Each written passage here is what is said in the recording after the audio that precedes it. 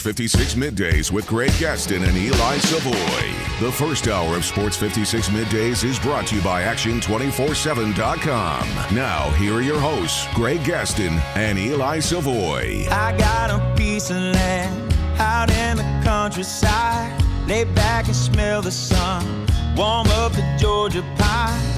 It's so good to be taking it easy. Why would I ever leave? 'Cause I know I got some good friends that live. Good morning, everyone. Welcome into the Wednesday edition of Sports 56 Middays. One day to go before we feast on turkey, ham, and in the case of Anthony Sane, all kinds of crazy stuff at Thanksgiving.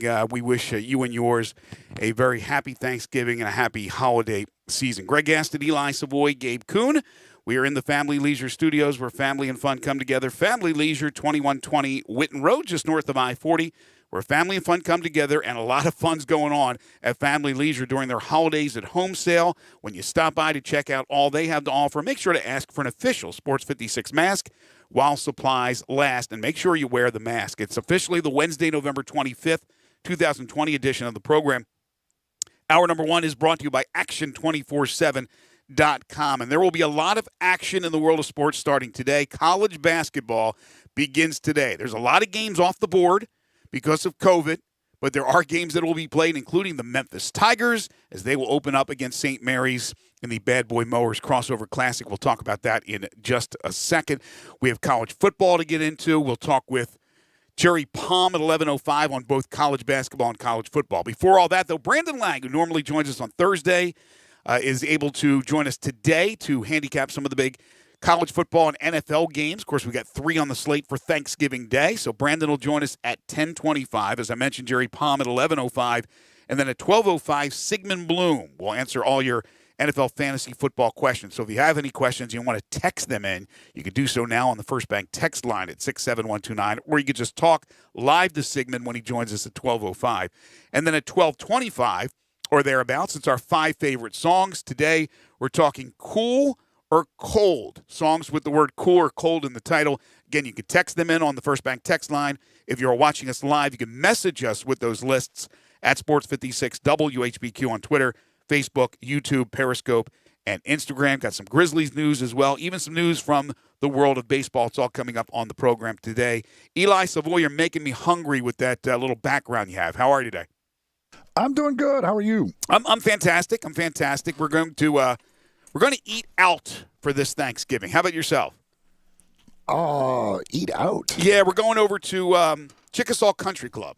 No, look at you, Mr. Yeah. Country Club. Well, I'm not. Look, Mr. Country no, Club. you know me. I am not a country club kind of guy. I am a pizza and beer kind of guy. But my son and lovely daughter-in-law are members, and they've invited us over. So we're gonna be over there. I guess we're going to be isolated enough, table to table. But, it's a scary time to be able to go to the restaurants and do all that kind of stuff. But this is a whole different ball game. Don't be scared, Greg. It's okay. No, I do it. I mean, look, I'm out there all the time. I'm in a gym 4 times a week, so I know what it is. So I'm out there in the elements. I'm not one hiding at home. But I know that there's always the chance right now when it's running as rampant as it is. But it is what it is, and I'm looking forward to a nice Thanksgiving dinner. I hope everybody is as well. Most people will have the day off. We'll have the day off.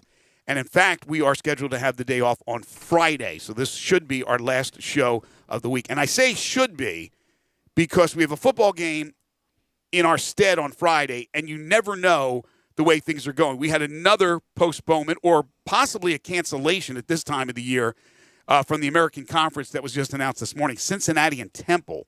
They are not going to play. And Tulsa and Houston has been postponed. So the more games postponed involving Tulsa, the more likely that it's Tulsa and Cincinnati in the conference championship game, and Memphis won't even get that opportunity to try to rattle off 3 straight wins and get help because Tulsa, I don't know if they'll be able to make up that game. So we continue to hear about postponements and cancellations in college football. Basketball, as I mentioned to open the show, there's a lot of games that are off the board. But there is one game that will be played today at 1 o'clock with local interest, and that is Memphis and St. Mary's, 1 o'clock on ESPN2. News yesterday, and I had heard the rumors about this, but Ahmad Rand, their junior college transfer big man, a forward from South Carolina, I believe. He will not be eligible to play. Well, he's eligible to play, but he's at home, so he won't be with the team because he has a situation with COVID-19 contact tracing. He did not test positive, but he's been around people outside of the basketball family that have tested positive. So because of contact tracing, no Ahmad ran. We already know there is no Isaiah Stokes this season, suspended for the year.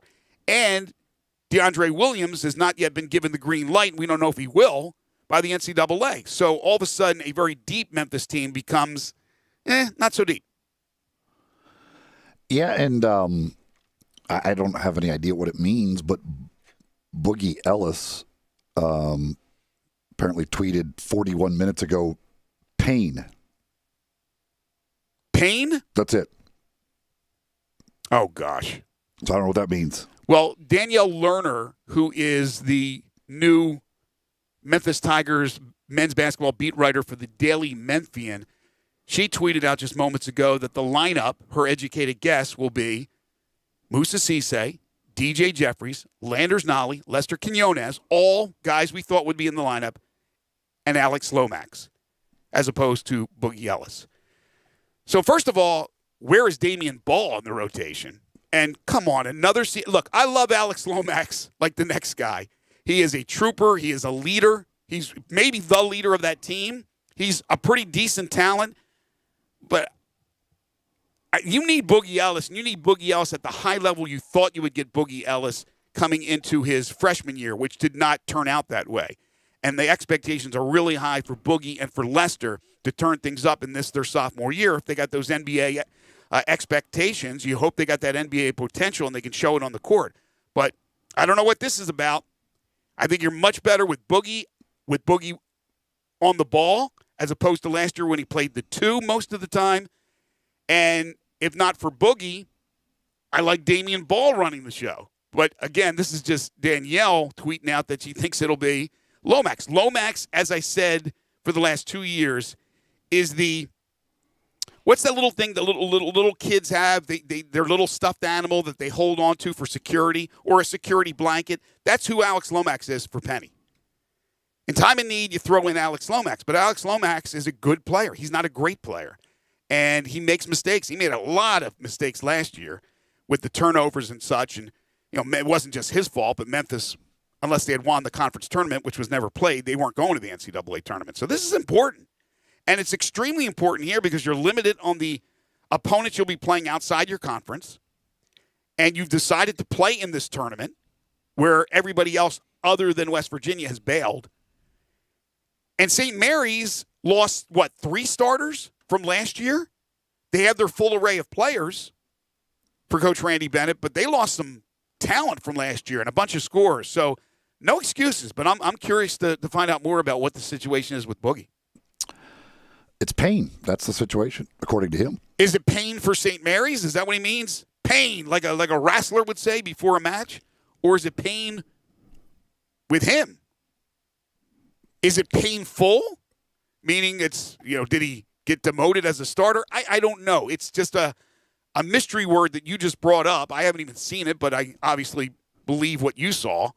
And let's just talk about the importance. Even though we're in COVID, even though we have asterisks next to everything this past season going into this 2020-2021 season, it is the 3rd season for Penny Hardaway at the helm.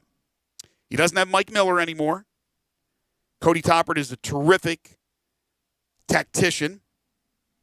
He's added Jeremiah Johnson for at least this year. He has Tony Madlock, but it's still a relatively young coaching staff. But now it's his 3rd year.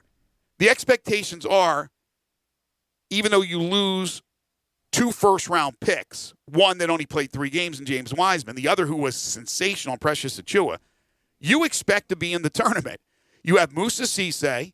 You have a healthy DJ Jeffries. These other guys that have come back now for a 2nd season. So you can't use the youth as an excuse anymore with your talent. This is an important season for Penny. Not that if they missed the tournament, Penny would be fired. I'm not talking about that. But just for everybody. They expect to be in the tournament. And the prognosticators out there expect them to be in the tournament. Again, with a caveat that we have a tournament. If they don't make the tournament this year, that would be a disaster. Yeah. I mean, talent-wise, they should be a top 20 team. I would think so. Because that's obviously staying healthy, all of that, all of those little things it's thrown in there. And since Boogie has pain on his mind this morning, I don't know what that is, but I mean, if this team is healthy, especially if they end up getting DeAndre Williams eligible to play, but even without him, I mean, just look at that lineup. And again, we've talked about the size that they could throw out there. That is just something that 99% of college teams can't match up with what they could throw at you pure size-wise and athleticism with that size. Yeah, so your backup bigs now are Lance Thomas and Malcolm Dandridge like they were last year, but you don't have Rand available for this tournament. Again, Williams still not eligible to play, and Stokes not a part of the team this year, so you lose some of that depth with the bigs. I'm not going to go over a bunch of the other games that have been postponed. I mean, there's been a lot that have been postponed, but Memphis ready to go, and I know there's a lot of excitement around here. In the meantime, we've talked about it for 2 days now with Tennessee. They have They have stopped their basketball activities and closed down the facilities until I think it's the 9th or thereabouts of December, and for Ole Miss, it's December 7th. As they've also had their issues with COVID-19. So basketball will be played. It's just not the full schedule that everybody expected. In the meantime, sad note that I saw tweeted out last night on social media, Jack Jones passed away. And Jack Jones, there's been many famous people named Jack Jones, but I'm talking about the Jack Jones that the arena on the campus of the University of Virginia, where the men's basketball team plays in, is named after. The Jack Jones, who is a philanthropist, businessman, who was just a huge basketball fan, a guy that you saw at many, many Memphis Tigers games, Memphis Grizzlies games in the front row, just a big, big supporter of Memphis basketball and Memphis basketball in the city I'm talking about, not just the university, but his allegiance to Virginia and his ties there with his son. But Jack Jones, I don't have any of the details, but again, according to everything I read on social media, he passed away, and we certainly send our condolences to his family. Yeah, I think that was a couple days ago that I saw that. But yeah, he's obviously there's been many high school events and things in the area that did the Jack Jones shootout stuff. Right. He was a very big supporter of basketball in many forms, So certainly sad note, and pass along our condolences to that family. Yeah, I don't know the whole history of him and Memphis, and that's why I said a supporter of Memphis, as you alluded to, just a supporter of Memphis in general, whether it was high school, all kids growing up and playing basketball, the college, the University of Memphis, the NBA team here, the Grizzlies. So, I didn't know exactly when he passed away. I just know it was recently, and I did not know why, what the reason was. Of course, he was an older gentleman, but we certainly send our thoughts and prayers out to his family. We got another bit of news here from college football. Okay. This time, I believe it's for reals. Nick Saban has tested positive. And he has mild symptoms this time, so this is not going to be a false positive situation, which means he will not coach in the Iron Bowl. So who moves up? Is it Sark? That's what they were going to do last time, so I would assume that it will be Sarkisian that will be coaching in the Iron Bowl. It's not like they lack for a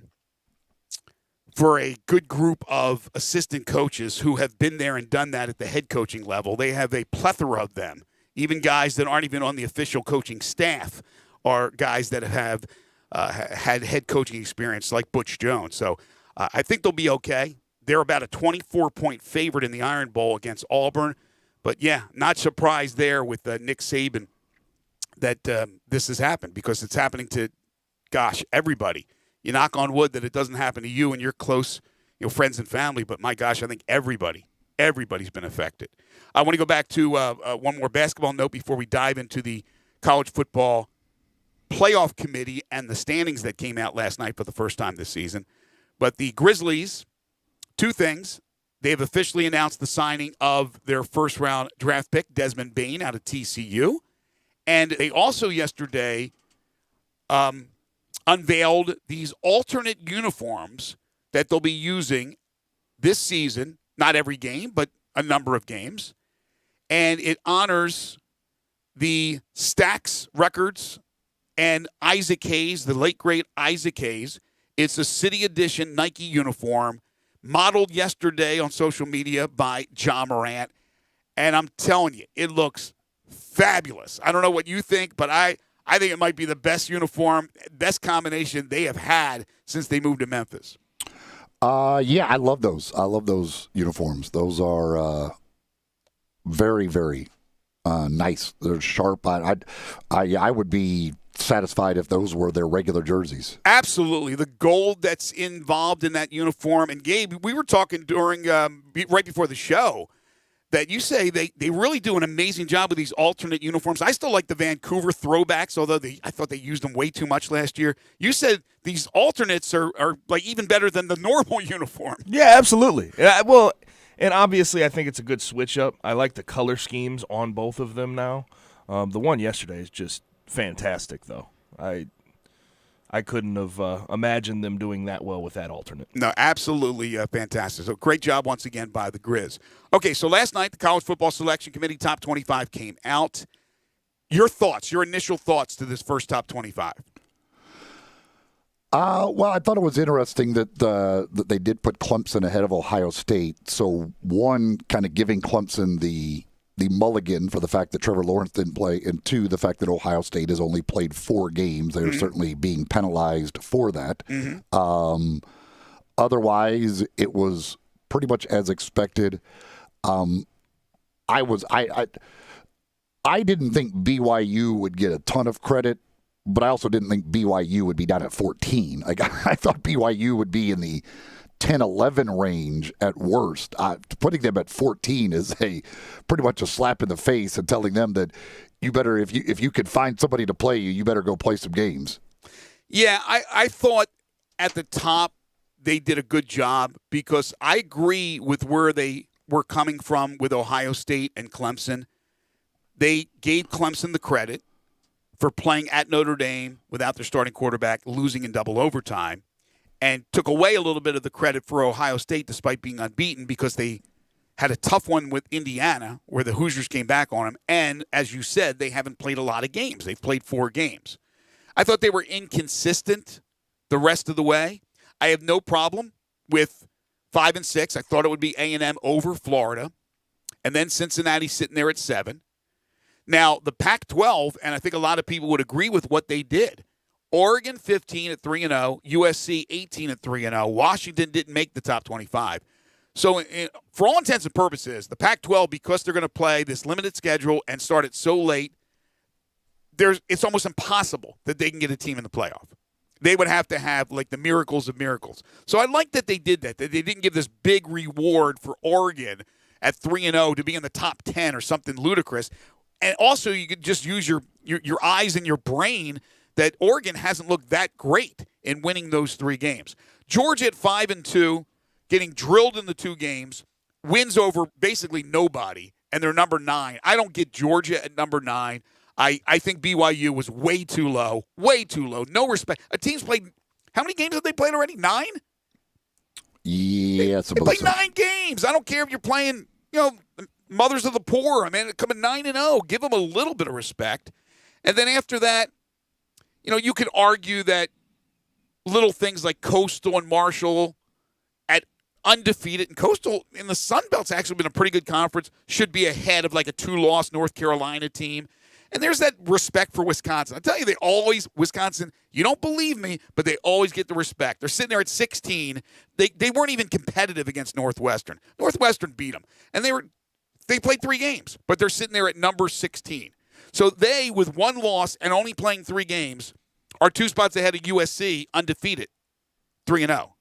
So, I don't know. I guess they gave a lot of respect to Wisconsin's loss to Northwestern, yet Northwestern is sitting at number 8 and not ahead of Cincinnati or 1-loss Florida or 1-loss Texas A&M. Gabe? Do they default every year to put Iowa in there? Like, do they just have to?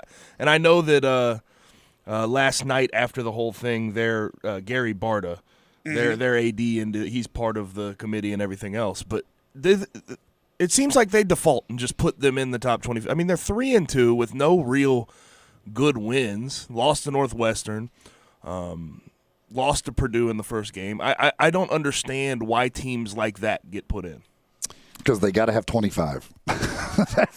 And if you look at this year, especially with some of these teams that have played, when you're playing, some of these teams have played 3-4 games, like trying to find the bottom of that poll has got to be a difficult task. Mm-hmm. Mm-hmm. I just think you could do a better job than putting Iowa in there at 3-2. I hear you, but I think, like Eli said, you got to find 25, and they were not about to give the Pac-12 the benefit of the doubt. They could have threw Washington in there. Who else is undefeated in the Pac-12? I think Colorado, but I think they've only played 2 games, if I'm not mistaken. I like what they did for the most part. They didn't go overboard with teams that have only played 3 games, 4 games. But there were some inconsistencies. We're always going to find fault in what the committee's doing. I just think it was too much love for Georgia and not enough love for BYU. When we come back, it's all about love, as Brandon Lang will join us to handicap some of the big college football and NFL games this week. It's, of course, a busy week with games starting today in college basketball, and then tomorrow NFL, college football, a little college football tomorrow, and then gets real busy Friday and Saturday as it's rivalry week again in college football. Landmark Construction and Emergency Services is one of our terrific sponsors, and look, they know how much of a problem it can be for you with water damage, whether it's water damage at your home or water damage to your business. The faster you can prevent the secondary damage, the quicker you can take care of things and get back to normal. Landmark Construction and Emergency Services specializes in water extraction. They've been a trusted name in the Mid-South for over 20 years. Look, they're a Memphis-based company ready to serve your needs with their 24-hour emergency response. They are always on call and will respond within an hour. God forbid you have the water damage tomorrow during the holiday. You don't have to worry about trying to call Landmark Construction and Emergency Services. Again, you'll have that response within an hour, even on the holiday. They work with most insurance companies and are the official restoration contractor of the Memphis Tigers home team. Landmark Construction and Emergency Services can't prevent disasters in your home or at your business, but their water damage team will certainly respond quickly to minimize, and that's the most important thing, minimize and restore the damage. Call 901-452-0390. That's 901-452-0390. Once again, 901-452-0390. When you call them, tell them you heard it here on Sports 56 Middays. Go online to find out more about the company at landmarkco.org. This is Middays on Real Sports Talk, Sports 56, 96.1 and 98.5 FM. You have opinions? I think they got a lot of athletic ability. We want to hear them. Oh, absolutely. I agree with you. Call us on the First Bank phone line at 360-8255 or text us on the First Bank text line at 67129. Guys, are you tired of the home haircut? Bushy eyebrows and sideburns down to the bottom of your face? You need to visit Master Design Salon and be ready for the holiday pictures, even if it is just a selfie. Master Design Salon is a certified safe service establishment. Master Design Salon, 5149 Wheelers, 685-2351. That's Master Design Salon, 5149 Wheelers, 685-2351.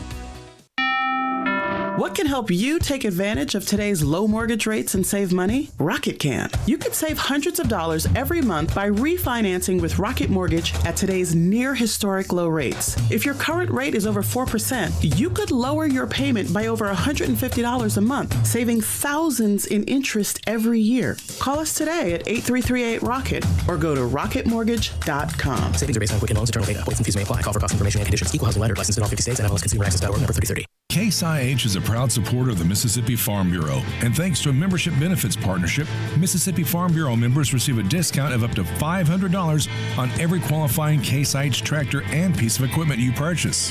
This discount may be used with other promotions, rebates, or offers.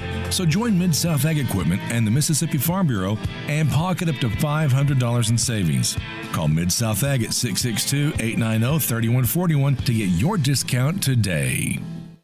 Hulu has live sports, which means you can watch football on Hulu Plus Live TV. That's right, from the biggest games to your favorite players like Baker Mayfield. Catch the action live on Hulu. Plus, get access to over 65 live channels and the largest streaming TV library, including exclusive originals and the hottest shows and movies. Start your free trial today so you don't miss a moment. Live TV plan required. Restrictions apply. Learn more at hulu.com. Hi, this is Rob Brown. Join us every Saturday morning on Sports 56 WHBQ from 8 to 10 a.m. and 96.1 FM and the new FM 98.5. We'll be covering the Memphis Tigers, the SEC, college football, college basketball, college baseball. We'll look into recruiting. We'll have guests from around the country with the latest news, the most knowledgeable people out there, the coaches, the players, the people who play the games. Don't forget to join us on the sidelines. Sports 56, 96.1, and the new FM 98.5. Like a coin in your mint, I am dented. Now, back to Sports 56 Middays. This hour is brought to you by Action247.com. Here once again are Greg Gaston and Eli Savoy. Take me to the pilot for control. Take me to the pilot of your soul. Welcome back, everybody. 10:28 on this Thanksgiving Eve. Our final show this week. Greg Gaston, Eli Savoy, and Gabe Kuhn. College hoops starting today. 3 games in the NFL tomorrow, plus college football throughout the next 3 days, 4 days or so. And it's always a pleasure to get the latest, get the scoop, if you will, and get some great stories from the one and only Brandon Lang, who normally joins us on Thursday, but kind enough to move his schedule around to join us today on the program. You know him from BrandonLang.com, a terrific website, the host of the Football Betting Show on the Believe Podcast Network, which, kids, we suggest you not listen to that show. It is very entertaining. Plus, they made a darn motion picture after his life. He is Brandon Lang, who joins us now on Sports 56 Middays. Happy Thanksgiving Eve, my friend. Stories. You want a story? Yeah, we expect a story. No, we want a story. Here's your story. So Okay. my boy, everybody says they have best friends, but you have to rate your best friends because, there's always the one best friend that's always, you'll tell this guy everything, where best friend number 2, you got to be careful in telling him everything. Are you vibing me? Yes, gotcha. So if you had to rate your best friends, you'd probably say, who's your number one best friend above anyone? It's my brother Brian. He's my number one. Number 2 is my man Dan the Man here in Vegas. If you come to Vegas and you need anything, that's why they call him Dan the Man. He's been in my life and just Dan the Man. Number 3 is Tom O'Connell, the sports agent who represents baseball players, who I probably talked about on your show a little bit. Number 4 is Ted Shriva. I caddied for it in '99 at Riviera. We still hold the course record, 61 to this day. 2-shot lead going into Sunday, paired with Davis and Tiger. We probably should have won the tournament, and that still kind of haunts me in my life. So Dan the Man, number 2, slotted. One of his top 5 best buddies is playing blackjack at the Circa Tuesday night, and he's sitting next to, and I say next to because they have the plastic, plastic whatever. Is John Gruden. So they're playing blackjack, and however the topic comes up is betting pro football. And so the guy at the blackjack table, who's Dan the Man, bestie, says, hold on, we got to get my boy on the phone. So they call Dan the Man. And Dan the Man says, so tell me, betting the NFL. And Gruden goes, first of all, if you're going to bet an underdog, bet him on the money line. Because if the favorite, he says, the egos in the NFL players are so big. He says that if the favorite gets down, he said most of the time that favorite will not dig down deep the way they have to dig down deep, where the underdog, when the underdog has a chance and the underdog knows it has a chance to win, the dog will just fight more than the egos of the favorite. So he says, if you like underdogs in the NFL, you might as well bet them on the money line. And he was playing 50 to 100. betting 50 to 100. Nothing major, nothing too massive. So that's your at the Circa. John Gruden. Couple of the Raider players were rolling around, so they're enjoying the town. I believe were that. Were they wearing their mask, or were they breaking protocol again? No, you got to wear masks now. You have to wear masks. It's 100% mandatory now in Vegas. Yeah, but I believe that what he's saying. Yep. It makes an awful lot of sense, doesn't it? Yep. You look at last week in the NFL. You had Carolina home dog, outright winner. You had Denver home dog, outright winner. You had Dallas as a dog, outright winner. Sometimes you just, he's right. I mean, the value of listen, I'm a monster, for the website, to release a money line dog doesn't make sense. Mm-hmm. It just makes sense to take the points. And predominantly people who follow me or get my picks, had a monster weekend last week, and I just made one mistake, which was convincing myself to get off Denver plus the points over Miami, which I talked about on your show and said, when you haven't been laying points on the road since Moses parted the Red Sea, a weird thing happens in the NFL. In Miami, everybody was on Miami, and they went up there, and Denver beat them outright. It's weird, but I'm a predominantly a dog handicapper, and we hit 150 dimer number 11 in a row with Iowa dominating Penn State. Second week I went against Penn State.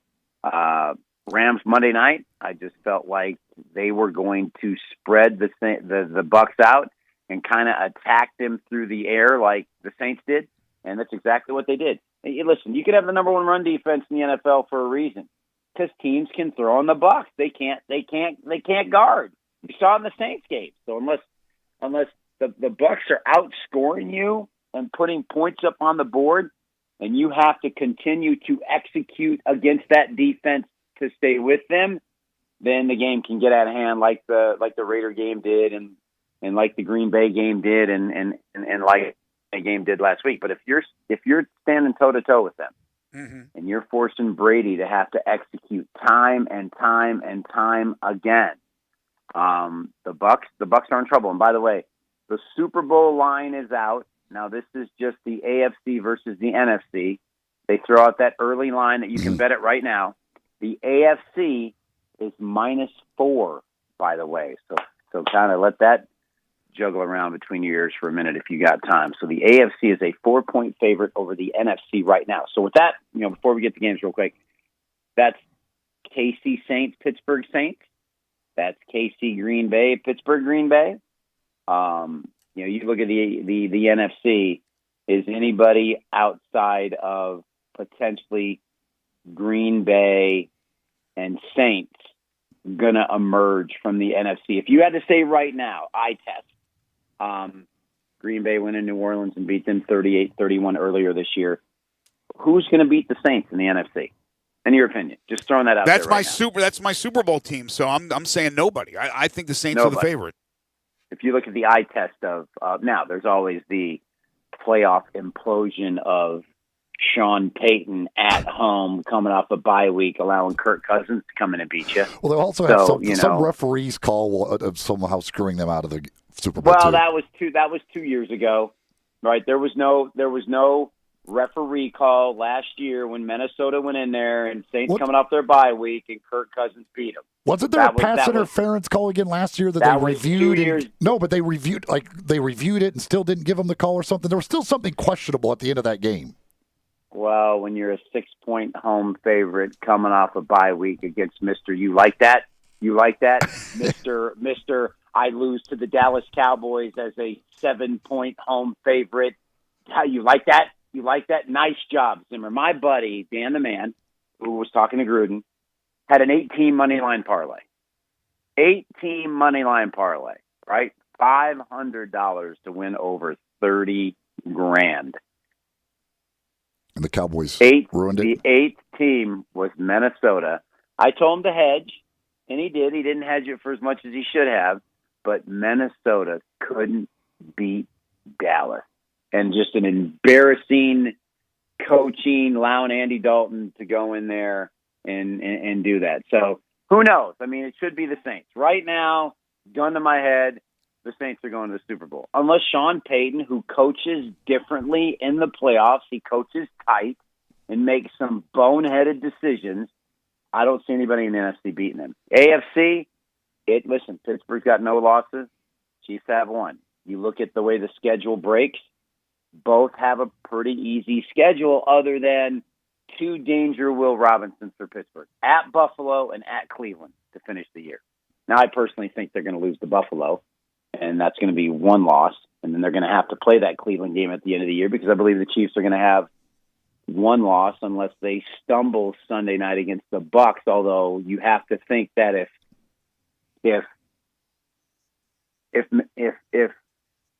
Sean McVay can just torch them the way he did, if Drew Brees can torch them the way they did, what's Mahomes going to do? Yeah, exactly. And Andy Reid. You know what I mean? I know the number's 3, but there we go. So, all right. Let's get into the Thanksgiving Day games in the NFL because there'll be a lot of people probably that will go ahead and try to jump on these sites now that are legal gambling here, sports gambling in Tennessee, that haven't done so already. And so could be a lot of action here from the Volunteer State. Let's go right down the list. Houston, Detroit. Houston, a 3-point favorite, coming off a nice win over the Patriots. I would go against Detroit. They're a debauchery, and you have Stafford with that banged up thumb. I trust Deshaun Watson. Detroit's still 3-13 straight up, last 16 on Thanksgiving. They did cover last year against the Bears, but I don't see Detroit beating Houston. I think Detroit's a bad football team. I think Patricia's on his way out. All right, Dallas, Washington. Mm-hmm. Cowboys are 1-8 against the spread this year with the cover last week. 2-8 against the spread this year. 1-4 at home. As good as they looked against Minnesota.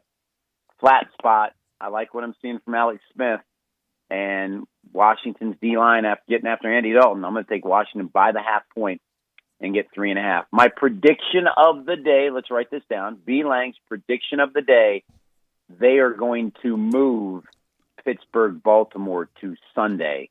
They can't play it tomorrow. I believe you're going to be correct. Mm-hmm. I believe the announcement will come today that as much as they want the prime time money game, they can't based on where Baltimore is playoff wise and how important a game this is for them. Although I think Pittsburgh blows them out. I think teams have adjusted to Lamar Jackson saying we'll put 8 in the box to stop the run. If this kid can throw 50 times to beat us, he can't do it. And I think that's the problem. He's just not good enough accuracy-rise to make throw after throw after throw. Although the line has creeped up to 5.5, and I'm not crazy about it, I would lose. I would lose going against Lamar Jackson the rest of the year. And if the game's over and he plays a perfect game and he beats me and I turn off the TV and go, okay, congrats, Lamar, you beat me, no problem. I'll tip my cap. I think they're in trouble with making him a franchise quarterback unless they get a quarterback coach or get somebody in the offseason to work with his mechanics and everything because and his decision making because they were up 21-10 in that game with the ball and a chance to put it away. He just decides to flick 150 yards down the left sideline to a guy who's not open, gets picked off, and that ignites the Tennessee comeback. So there we go. Speaking of Tennessee, big game for them and the Colts after the Colts just got the Titans. I'm sorry. I know it's Memphis, Tennessee. I know it is, and I appreciate your radio market. You don't have to mention his name. No. But this is the flip side of that. I took Tennessee in that Thursday night meeting and was as embarrassed as anything I've ever done in my life. Special teams and critical 2nd down and 2, and Derrick Henry sitting on the bench, and then 2nd down and 2 becomes 3rd and 2, becomes we can't pick up the first down. This was after stopping Indianapolis on 4th and goal. Then you move it out to like the 22. It's 2nd and 2, and Henry, after gaining 8 yards, is over on the bench getting a massage from one of those people at the mall where you put your head down in the little thing, and he's getting a little, it's not even got one guy under his shoulder pad and another guy lifting it up. He's kind of like going like this, and it's 2nd and 2, and that play gets blown up, and then 3rd and 2, they decide to try to roll Ryan out right, and he gets tripped up, and then they got a punt, and of course that punt gets blocked, and game over. So I'm done with both those teams. So I appreciate it. I'll say over the posted total. Colts over 5 of their last 6 this year. Titans, we know, are going to score some points. I'm going to go over, which means I can't win a game involving either one of these teams, so I'll go ahead and play the under. I'll help you. I'll help you out. The Titans never beat the Colts, so there we go. There we go. All right. We have a couple of other marquee games, at least from a name standpoint. You have the Chiefs, obviously arguably the best team in the NFL. Tampa Bay reeling now. Brady did not look good the other night. They have a ways to go, man. They have a tough schedule to end the regular season. Tampa Bay is a 3.5-point underdog at home. They'll cover field goal game. But what I really like in the game, this game can't stay under. It can't.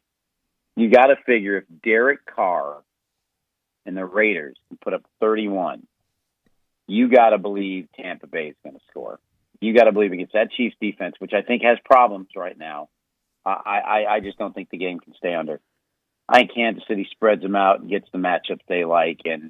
And like I said, Andy Reid, he's been a money maker, but he didn't cover last Sunday against the Raiders. My lean is towards the home dog plus 3.5. This is a must win. This is a must win for their season. I mean, they lose this, they're 7-4, and they got some. Are they 7-4 right now? Tampa's not had their bye week yet. I don't think so. They should be. Yeah, no, they're 7-4. They lost to Chicago. They lost to Chicago. Yeah, they're 7-4. They're 7-4 right now. Yep. This is a must-win situation for them. This is as big as it gets. So, as much as they buried me against the Saints on Monday night, and as good as I felt winning Monday night with the Rams, and I was like, yo, you just, because I'm very vindictive when it comes to handicapping. So I enjoyed watching Brady just struggle. It wouldn't surprise me if Tampa Bay pulls the upset. Brandon, to me, there's one. I know it's on the road, all that, whatever that means these days. Jacksonville starting Mike Glennon at quarterback, for goodness sake. Cleveland should kill them. Okay, here you go. That's what everybody said about Miami-Denver. That's what everybody said. You're Cleveland. You've been at home. You won a couple emotional games. You're sitting here looking good for the playoffs. You're like, oh, my God, life is good. We're talking about the Cleveland Browns. We're talking about the city of Cleveland. We're talking about Major League with Tom Barrington and Wesley Snipes, Willie Mays Hayes, all that. And you're going down there, and if you watch that Pittsburgh-Jacksonville game, you see a 27-3 final. I see a game that was close for about 2.5 quarters, and then the rookie quarterback just couldn't execute it. I like the stability of Glennon, but more importantly, there's no quit in Jacksonville. So danger Will Robinson laying points with Cleveland on the road in this spot. It's a weird. It's just like Miami. Denver last week, okay? Just know I threw it out in the cosmic forces of life that this will be a game where you turn it on and Cleveland's losing. You're going, no way, just like the Miami game. It's weird.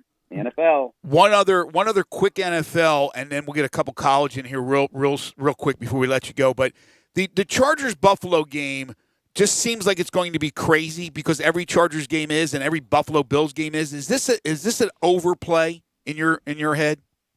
Every Buffalo game's an overplay, but I agree with you. The Chargers are in every single game they play. Mm-hmm. They're just in every single game. You turn on their games, they were blowing out the Jets, and here come the Jets.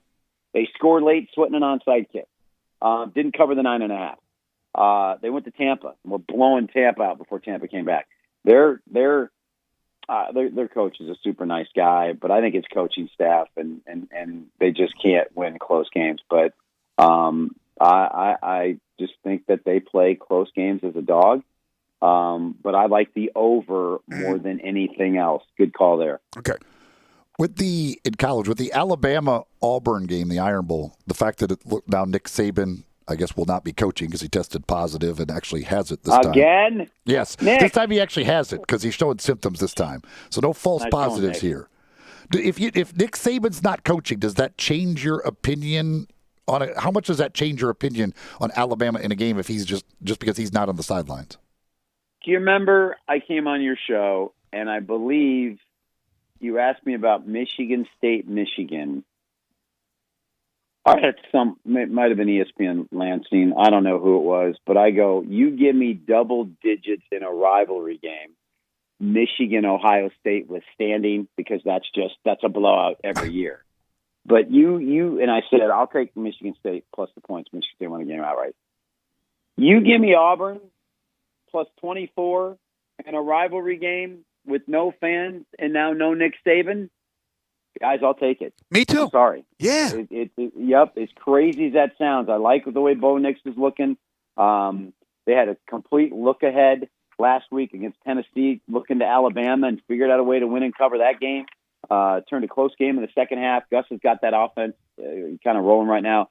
I agree. Give me the points all day long. What do you do in the Egg Bowl? Mississippi State at Ole Miss. Ole Miss 9.5-point favorite. Over under is 67. State finally showed some signs of life last week in the loss to Georgia. Ole Miss can score on anybody. Yeah, but they can't stop anybody. That's the problem. So that game might go over 100. That might be 40. That might be 51-41. That's going to be it's going to be 14-14 with 6 minutes to go in the first quarter.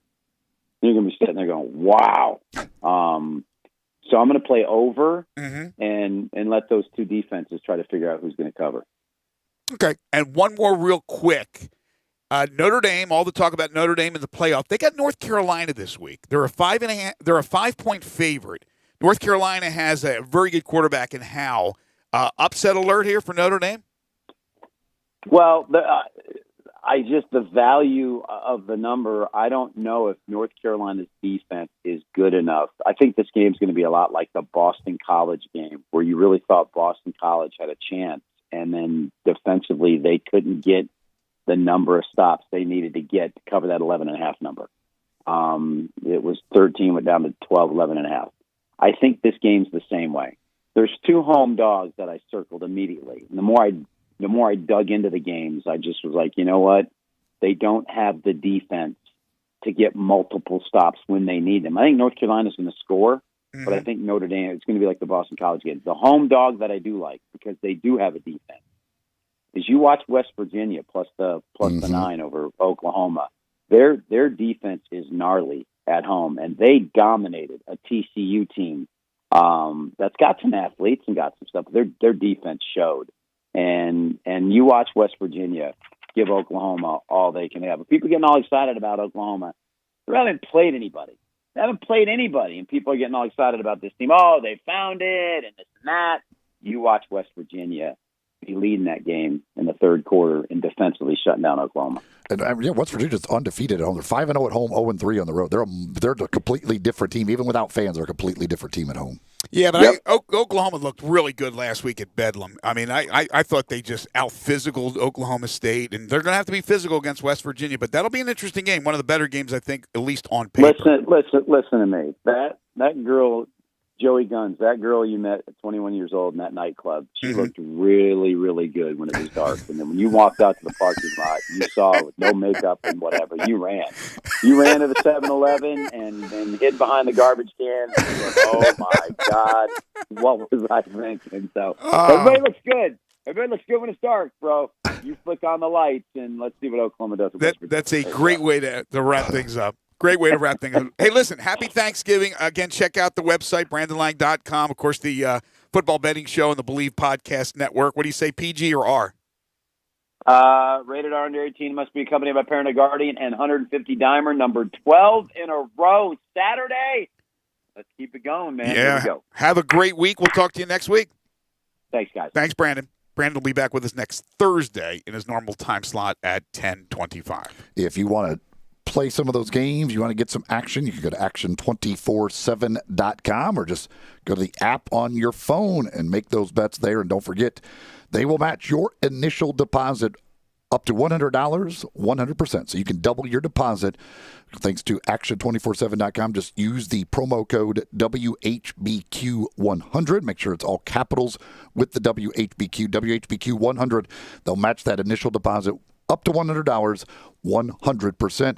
And you can get betting at the website built by Tennesseans for Tennesseans, action247.com. All right, more on the Tigers and Boogie Ellis when we return for our final segment here in Hour 1. This is Sports 56 Middays on Real Sports Talk, Sports 56, 96.1 and 98.5 FM.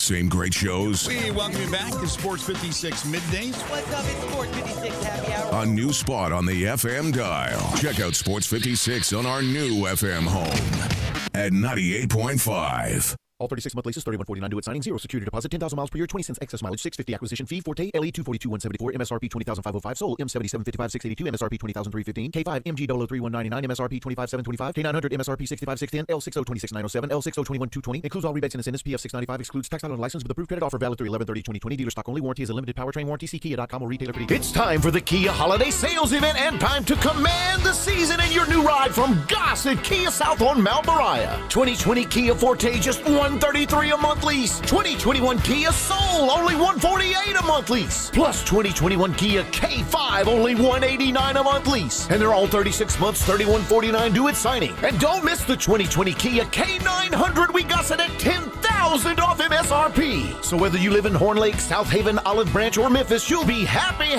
at Gossett Kia, 2680 Mount Moriah or KiaMoriah.com. If you want it, we got it at Gossett Motor Cars.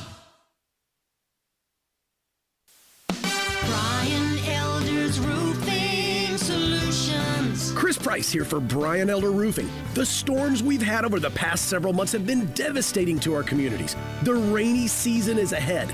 You may have not even noticed the dripping in your attic, water stains throughout your home, or even worse, mold and mildew. Please call Brian Elder Roofing and we will send out our project managers to assess any damage. We will not try to sell you a roof if all you need is a repair.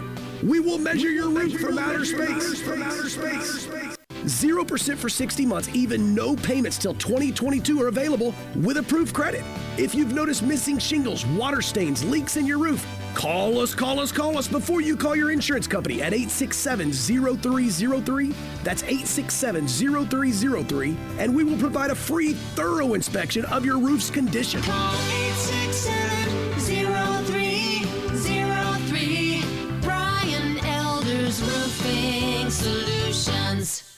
Hey, I heard that you just got a new car. Yes, I sure did, and I could not believe how simple it was. Really? Tell me what happened. I bought my car at Cars Inc. They are family owned, and the choices of cars were the best I've ever seen. They even said they could price match with anyone and help me with whatever financing I needed. Wow, it does sound like they know what they're doing. Their family has been in the car business for over 30 years, and they're excited about being in Memphis. Where are they? 5095 Cummington Way, and their phone number is 901-623-7180. If you're going on vacation, making a college campus visit, or if business takes you out of town, there's just no better place to board your dog than Barks and Recreation, 965 Reddick Cove between Bud Davis Cadillac and the Blue Plate Cafe in East Memphis. Boarding, daycare, grooming, we have the best of everything at Barks. Indoor-outdoor kennels so your family member can go in and out as they please. Indoor and outdoor play areas. 4 walks a day. Group play and individual attention from the best staff in the Mid-South, which includes an overnight staff to ensure the safety and comfort of your pet 24 hours a day. All reasons to choose Barks and Recreation above all other boarding and daycare facilities. BarksDaycare.com or 509-0909. Check us out and make your reservations now at BarksDaycare.com. If your dog could speak, he'd say Barks.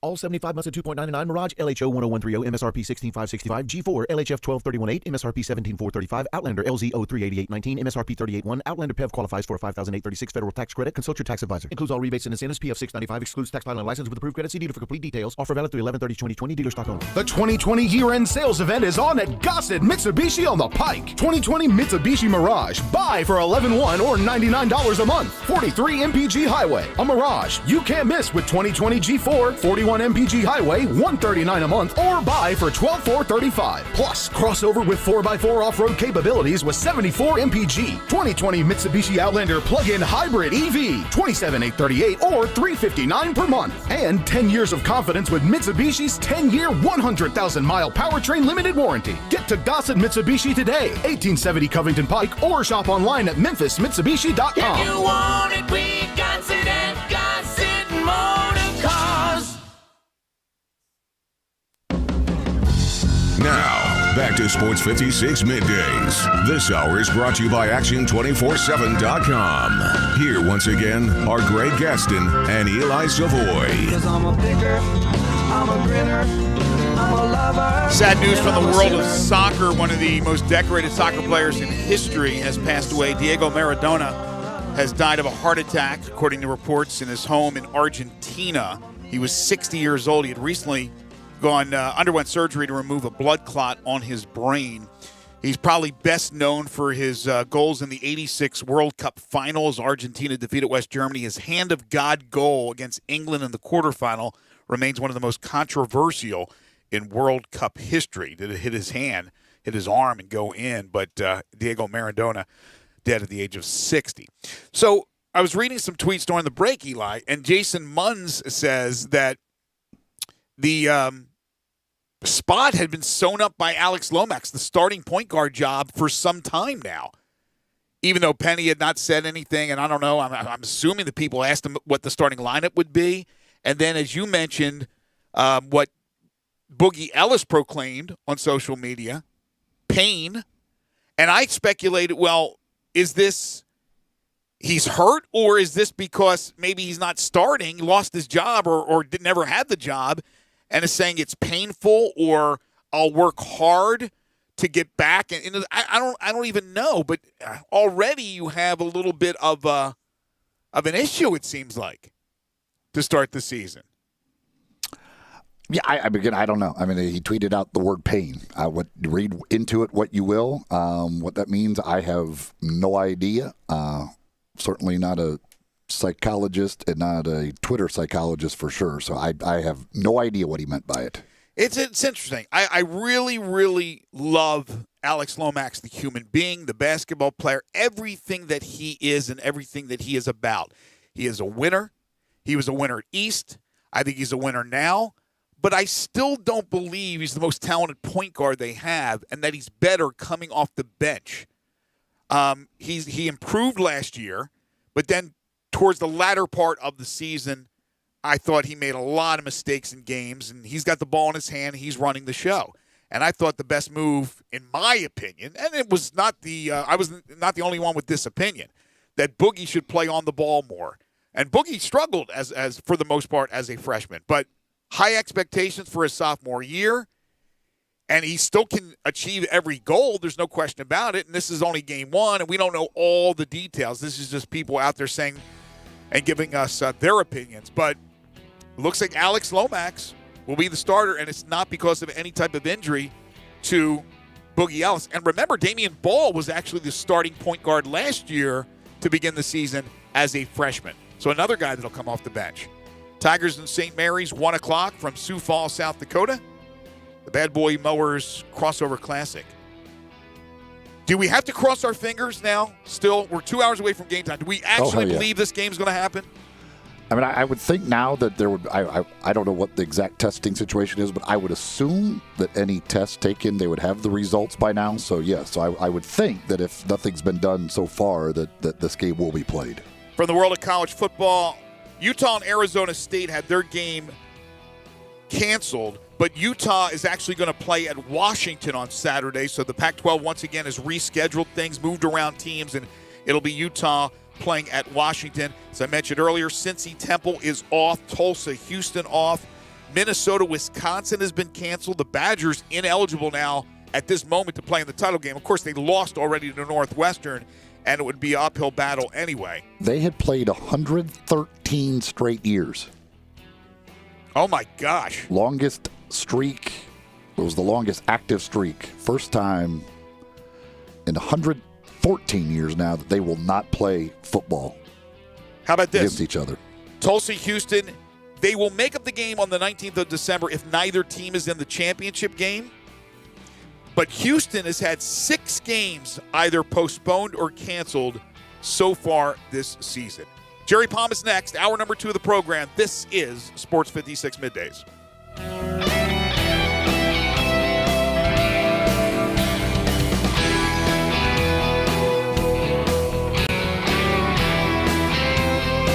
We are real sports talk. Sports 56 WHBQ. Available on your radio dial at 560 AM, 98.5 FM, and 96.1 FM. As well as online around the world at sports56whbq.com. Take us with you everywhere on your phone or tablet by downloading the Sports 56 app. And at home, tell Google or Alexa to play Sports 56. Wherever you are, stay tuned to real sports talk. Sports 56, 98.5, and 96.1. Hi, folks. Good news for bargain hunters and bandits from the Chevy Sheriff in Collierville. It's Western Trading Days at Sunrise Chevy. Over 500 Chevys and used cars in stock just in time for the Sunrise Low Price Rodeo. Factory rebates up to $7,500. Sunrise discounts high as $8,000. And don't forget, Sunrise specializes in secondary financing. Need a good body shop? Bring it to Sunrise. We work on all makes and models. Remember, you can bring your Chevy to Sunrise for service no matter where you bought it. Buy American and buy from Sunrise. Find new roads to the Sunrise Chevy Ranch. 385 in Houston, Levy, and Collierville. Chevy's cost less at Sunrise, partner. At Jason's Deli, you can stuff yourself full of great deli food that's healthy, fresh, and best of all, it's not expensive. Jason's Deli is all about choice. Whether you're looking for a gluten-free menu, vegetarian sandwiches, healthy kids' meals, or if you'd like to invent your sandwich via the build-your-own selections, Jason's Deli has you covered. And they only use fresh, wholesome ingredients. Choose from the club and specialty sandwiches, paninis, wraps, soups, salads, pastas, and much more. I love the cleanliness in the restaurant, the hospitality, and of course the cost. They have a huge salad bar and great soups, including Southwest chicken chili, fire roasted tortilla, organic vegetable, tomato basil, and many, many more. And if you're planning an event, their catering department is fantastic and can handle any size party. Go check out Jason's Deli's 4 locations. On Ridgeway in the Park Place Center, that's my favorite, on Germantown Parkway in Cordova, at Poplar and Highland, and on Goodman Road in Olive Branch. Farmers Insurance knows that when you're in the car and that song comes on, yes, that's the one, you have no choice but to pull out your imaginary drumsticks and smash those cymbals and stomp on that kick pedal, which unfortunately is the accelerator pedal. And we covered it. Talk to a farmer's agent who knows a thing or two because they've seen a thing or two. Call Chad Gatlin at 901-235-1176 or get a fast quote at memphisfarmers.com. We are farmers. Bum, bum, bum, bum, bum, bum. Underwritten by Farmers Truck Fire Insurance Exchanges and Affiliates. Products not available in every state. Spend the holidays at home this year with a little help from Family Leisure. Family Leisure has so many spas in stock and hundreds more on order. Now's your time to really save big. Huge savings on pool tables, game tables, arcades, massage chairs, and a whole lot more. Buy a pool now and save the 2021 price increase. Plus, you'll get early installation scheduling. The Holidays at Home sale happening now at Family Leisure, Whidden Road at I-40, where family and fun come together for the holidays. The Black Friday sales event is on at Gossett Chrysler Jeep Dodge Ram Fiat on Covington Pike. And we're going to blow you away with what you save. 2020 Jeep Renegade Latitude 4-wheel drive IAHS top safety pick. We Gossett at $20,736 or $259 a month. Or power up your game in a 2020 Dodge Charger, $24,320 or $299 a month. And get rammed off in a 2020 Ram 1500 Tradesman Crew Cab 4x2, $29,656 or $396 a month. And 2020 Jeep Grand Cherokee Laredo 4x2, $29,878 or $398 a month. Drive past the rest. Come to the best. Gossett Chrysler Jeep Dodge Ram Fiat 1901 Covington Pike. Online, GossettMotorCars.net. If you want it, we got it at Gossett Motor Cars. All finance through Chrysler, 3,500 cash down, 75 months at 4.11 APR. Renegade, LPM 02132, MSRP 26,580. Charger, LH 167,053, MSRP 31,490. Tradesman, LG 293,29, MSRP 37,855. Cherokee, LC 403,192, MSRP 35,495. Includes all rebates and incentives. PF 695 excludes tax title and license. See dealer for complete details. Offer valid through 11/30/2020 with approved credit. Dealer stock only. We are Sports 56 WHBQ Memphis, W253DF Memphis, and WIVG Tunica Memphis. Flynn Broadcasting Stations.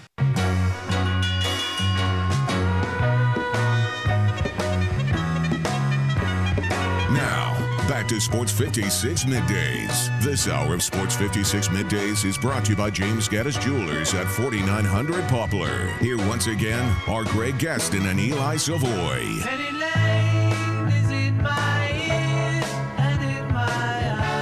We welcome you back to Sports 56 Middays, 11:05 the time. Hour 2 of the program here on this Wednesday, November 25th, 2020 edition.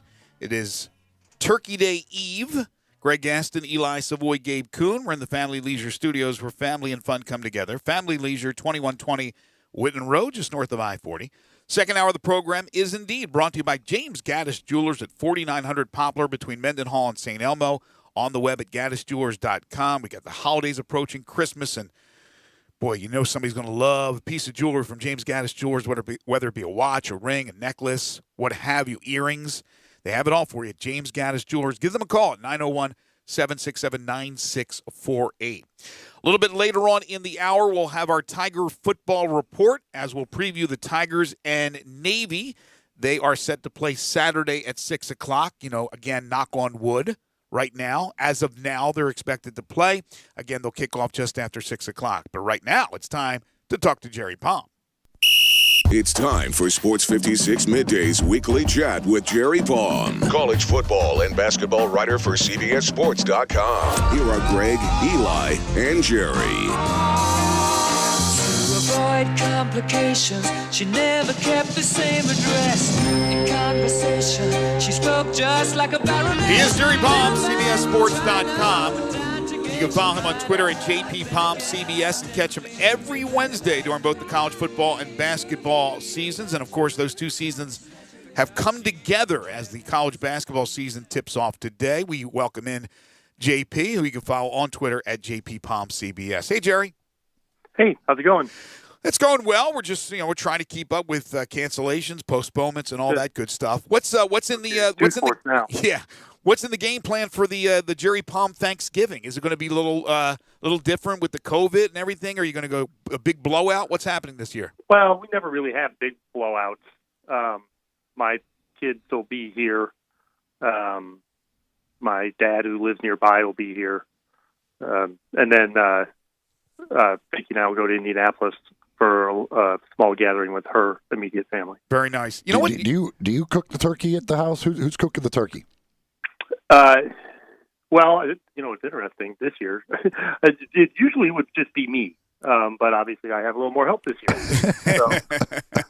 So we'll see how the cooking duties get divided. But this year when I have the kids. I have the kids on Thanksgiving every other year. On the off years, we do alternate Thanksgiving, and we don't have turkey. We have something else, including one year we had some of the ribs you sent me one time. So, right. Yeah, so that's so we like to make that one fun. But this year will be just turkey. Yeah, we're eating out this year, but normally it would be my wife obviously does the cooking because I can't cook anything, but I do the cleaning, so I'll clean all the dishes and all that stuff. So that's I'll be doing the turkey on the big green egg this year I'm sure. for the first time. I'm sure you will. Hey, one other thing that I wanted to mention was this was interesting. So my wife just got back into town. She was visiting my grandson up in Pennsylvania. And she was at the airport, and there was a bunch of people, a bunch of kids, and they had just finished up their semester, and they were getting ready to head home. And there was a discussion because the CDC is saying don't travel during Thanksgiving, right? Forget about the big holiday gatherings. Don't get on the planes. Don't travel anywhere, to try to fight COVID-19. Yet every school in the country that has had actually on-site classes, not the virtual, not online, those kids are traveling because this is the time that they've been let out because it's going to be a longer, I guess, fall break or winter break, whatever you want to call it. Yeah, so it kind of contradicts themselves. Don't travel as much, but there's thousands and thousands of kids that are actually traveling right now. Yeah, that's right. Yeah, most of the colleges are letting out now and not going back until sometime in mid-January and finishing the semester online. I know my son's doing that, finishing the semester online, and then they don't go back until at least a week later than they would normally. Yeah. And it makes sense, but my gosh, you're contradicting yourself that don't travel, and then right now everybody's traveling. So Jerry, what Did the rankings come out the way you thought they would last night? Close enough. I had Ohio State ahead of Clemson, but I think it's reasonable the other way around. The only one that really surprised me was Georgia. I had Georgia much lower, and apparently I'm not the only one who thought that way. But I just don't see. I mean, Georgia hasn't really played especially well in, a month and a half. Mm-hmm. I mean, they haven't lost all those games in that time, but they haven't been themselves. They weren't the team, that beat Auburn pretty comfortably early on. In fact, that might be the last time they really played well. So I was surprised to see them as high as they were, but everybody else was in pretty much close proximity to where I thought they would be, if not exactly. Where did you have BYU? 11? Okay. Which I thought was the ceiling. I didn't see any way they were higher than 11. So they ended up, 14? Yes. So they got treated like a team that, played, a bunch of middle-of-the-pack Conference USA and Sun Belt teams. I thought they might get a little higher because they had won so soundly almost every one of those games. San Antonio's the only one that made it a game in the fourth quarter.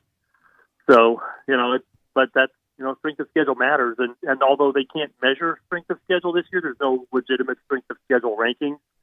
You're still eyeballing it, and you're seeing middle-of-the-pack Conference USA teams and middle-of-the-pack Sun Belt teams, and you're not going to be impressed. Yeah, and they can't give them the benefit of the doubt that the schedule would have been much tougher if you can't. Right. You can't judge teams by the schedule they wanted to play. Right. You only judge them by the schedule they actually did play. Yeah, but they also have – it's pretty obvious with the rankings last night that they held against some of these schools, and rightly so, the fact that they played a limited amount of games. For example, Oregon at 3-0, number 15, USC 3-0 at number 18. So the Pac-12 was in essence penalized, but again, I think understandably so because of the late start and the limited amount of games they're played. But BYU played 9 games. And even though it was some of the middle-of-the-road teams, and you mentioned Sun Belt, the Sun Belt's actually had a great year, maybe their best year ever. They're 9-0. They have destroyed all the teams they played. It's interesting that the committee chair – San Antonio. Okay, but the committee chair gets on there and goes, yeah, well, they beat BYU. I mean, they beat Boise State, but they had their third-string quarterback. Hey, shut up. Shut up. Did. I know, but what about Georgia? Their 5 wins are against, basically nobody. They had 2 losses against teams. I'm with you on Georgia. Yeah, I'm with you on Georgia. I think they give the – Well, Auburn is a decent team. I mean, they were at the bottom of the rankings, and that's – Auburn should have. Auburn's a decent team. They're a decent team I'm with you. who should have 1 or 2 more losses because they've been lucky as hell. But I guess they don't put luck into the factor of this.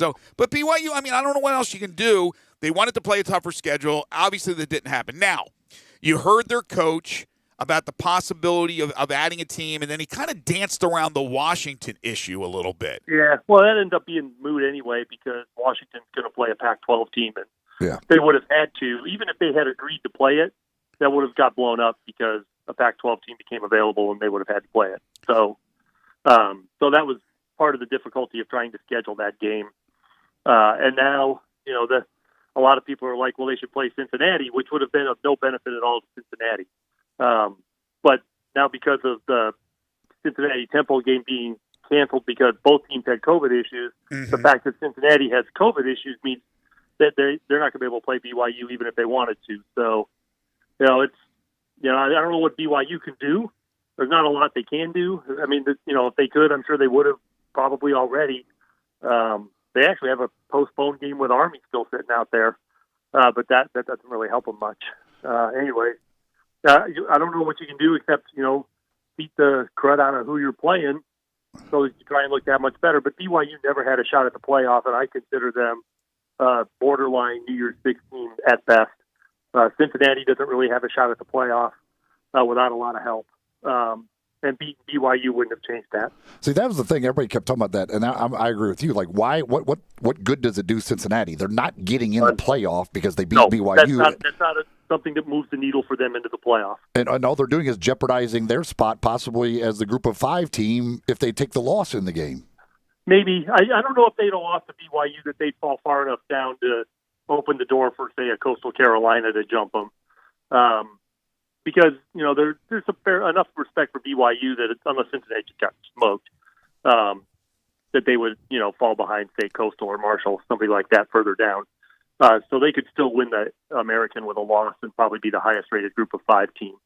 That might even be true if they lose to Tulsa on December 12th, and they have to turn around and play them again. You don't think if Cincinnati, let's say, just for the sake of this discussion, Cincinnati was playing BYU this week, and BYU's number 14 and Cincinnati's number 7, and Cincinnati beat BYU, there's no chance they would jump Florida and Texas A&M? Correct. Yeah, well, that's not without them losing.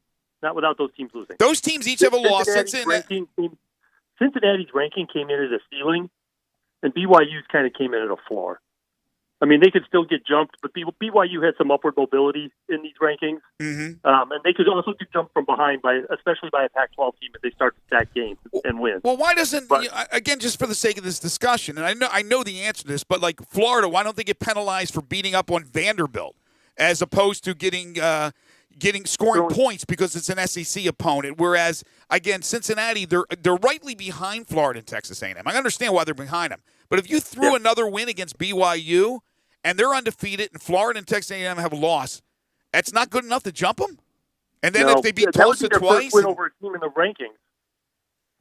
Okay. All right. That's over a team in the rankings. Okay, so let me ask you this, because you said just a moment ago, Cincinnati, unless something like a miracle happens. All right, let's talk about the miracle situation. Well, I'm not talking. I don't know that Cincinnati needs a miracle. They just need a lot of help. They need to have a situation where there's literally no other choice. Yeah, but I think it's a miracle. Right? Yeah.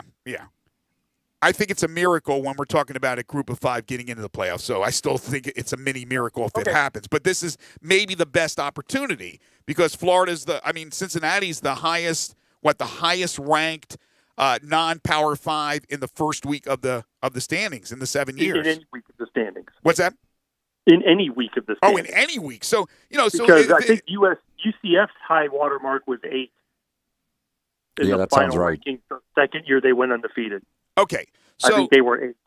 So let's look at just serious possibilities, not stupid things that won't happen. But I think there's a good chance Texas A&M will lose to Auburn when they play them. I really think there's a slip up coming up. Projections are based on that, actually. Oh, really? Okay. So that knocks them out. Florida loses to Bama in the championship game. That knocks them out, right? Ohio State takes not necessarily. Really? Florida, the committee has been very kind to teams that play that championship game and lose, especially if they lose to a higher-rated team. So I could see Florida losing to Alabama and not moving at all. Oh, my gosh. Now, A&M losing, yes. Regular season game, yes. If Florida loses to somebody else, yes. But if they lose to Alabama in the SEC championship game, I wouldn't be surprised if they stayed right where they were. Clemson losing to Notre Dame in the championship game, if it's those two in the championship game, that has to eliminate Clemson, right? Yeah, I don't think they're 4, but I don't know if they fall behind Cincinnati. But they might fall behind A&M if they're still around. They might fall behind Florida if they're still around. But they may not fall behind Cincinnati. Depends on how that game goes. Now, you have been very adamant about an undefeated Power 5 champion not being left out of the playoff. Now, what do you think about... What I have always said is I will believe that happens when they actually do it. Is there any chance an Oregon at 15, a USC at 18, running the table, no canceled games, winning the conference championship with the limited amount of games they played, can jump 1,000 teams in front of them? There aren't 1,000 teams in front of them. Come on, Jerry. Can they do it? If Oregon went from 15 to the playoff, that wouldn't even be the biggest move from the first ranking to the playoff. Oh, my gosh, really? Yeah, the very first year, Ohio State went from 16 to the playoff. Jerry, so you're saying there's a chance? Jerry, with what they have remaining on their regular... Here's the thing. The first rankings always mean nothing, okay? Because the mentality is that they act like a poll, right? So if you win, you hold your spot, and if you lose, you're going to drop. Mm-hmm. It doesn't always work that way. Yes, typically you drop when you lose, typically, but I just gave you an example when you don't necessarily. Mm-hmm. But you can win and get jumped. That happens relatively routinely. And I expect more volatility this year than ever because we've got rankings Thanksgiving week where some teams have played 9 games and some teams have played 3. And we've never had that before. Right. So those teams that have played 3 games, as they build their schedule and their resume, if you will, their body of work, have much more upward mobility than they might normally if they were sitting there at 8-0 in number 15. That makes sense. sense. And there's no way an 8-0 Pac-12 team in a normal year on Thanksgiving week or 9-0 is sitting number 15. Yeah. Right. Right. I agree. Northwestern, the rest of their regular season schedule is Michigan State, Minnesota, Illinois. Yep. Is that enough for them to jump Cincinnati if Cincinnati doesn't lose? They should be ahead of them now. Yes. So you think they will move ahead of Cincinnati if they win out and Cincinnati wins out? Yep. I think they should be ahead of them now. But yes, absolutely. Northwestern, if they're undefeated and playing Ohio State, they'll be ahead of Cincinnati. And if they lose to Ohio State, unless they just get run off the field, they'll probably still be ahead of Cincinnati. Go ahead. I would agree. I think so too. I actually thought Northwestern might come in ahead of Cincinnati last night. Sure. I thought it was going to be pretty close, but I was just wondering because obviously the remaining regular season schedule is not very good. What's that? I said the remaining regular season, there's no tough teams. I was wondering what those would do for their resume. You're right. They played the better teams on their schedule already. The top 3 teams behind them in the division standings, they've already played and beaten. So they've got, I forget who their other cross-division game was. So they've got Michigan State cross-division game, and then Illinois and Minnesota still in the division. This was something that Chris Vanini tweeted out last night from The Athletic. Said Iowa State, which, by the way, is number 13 in this first group of standings. Iowa State has 1 win against a team with a winning record, 2 losses to teams in the college football top 25. They're ranked 13th. Louisiana beat Iowa State by 17, I think, by the way. Has 1 loss to an undefeated team in the top 20, not ranked. I actually, in my column yesterday, made a case for Louisiana to be ranked instead of Iowa. I don't understand Iowa being there.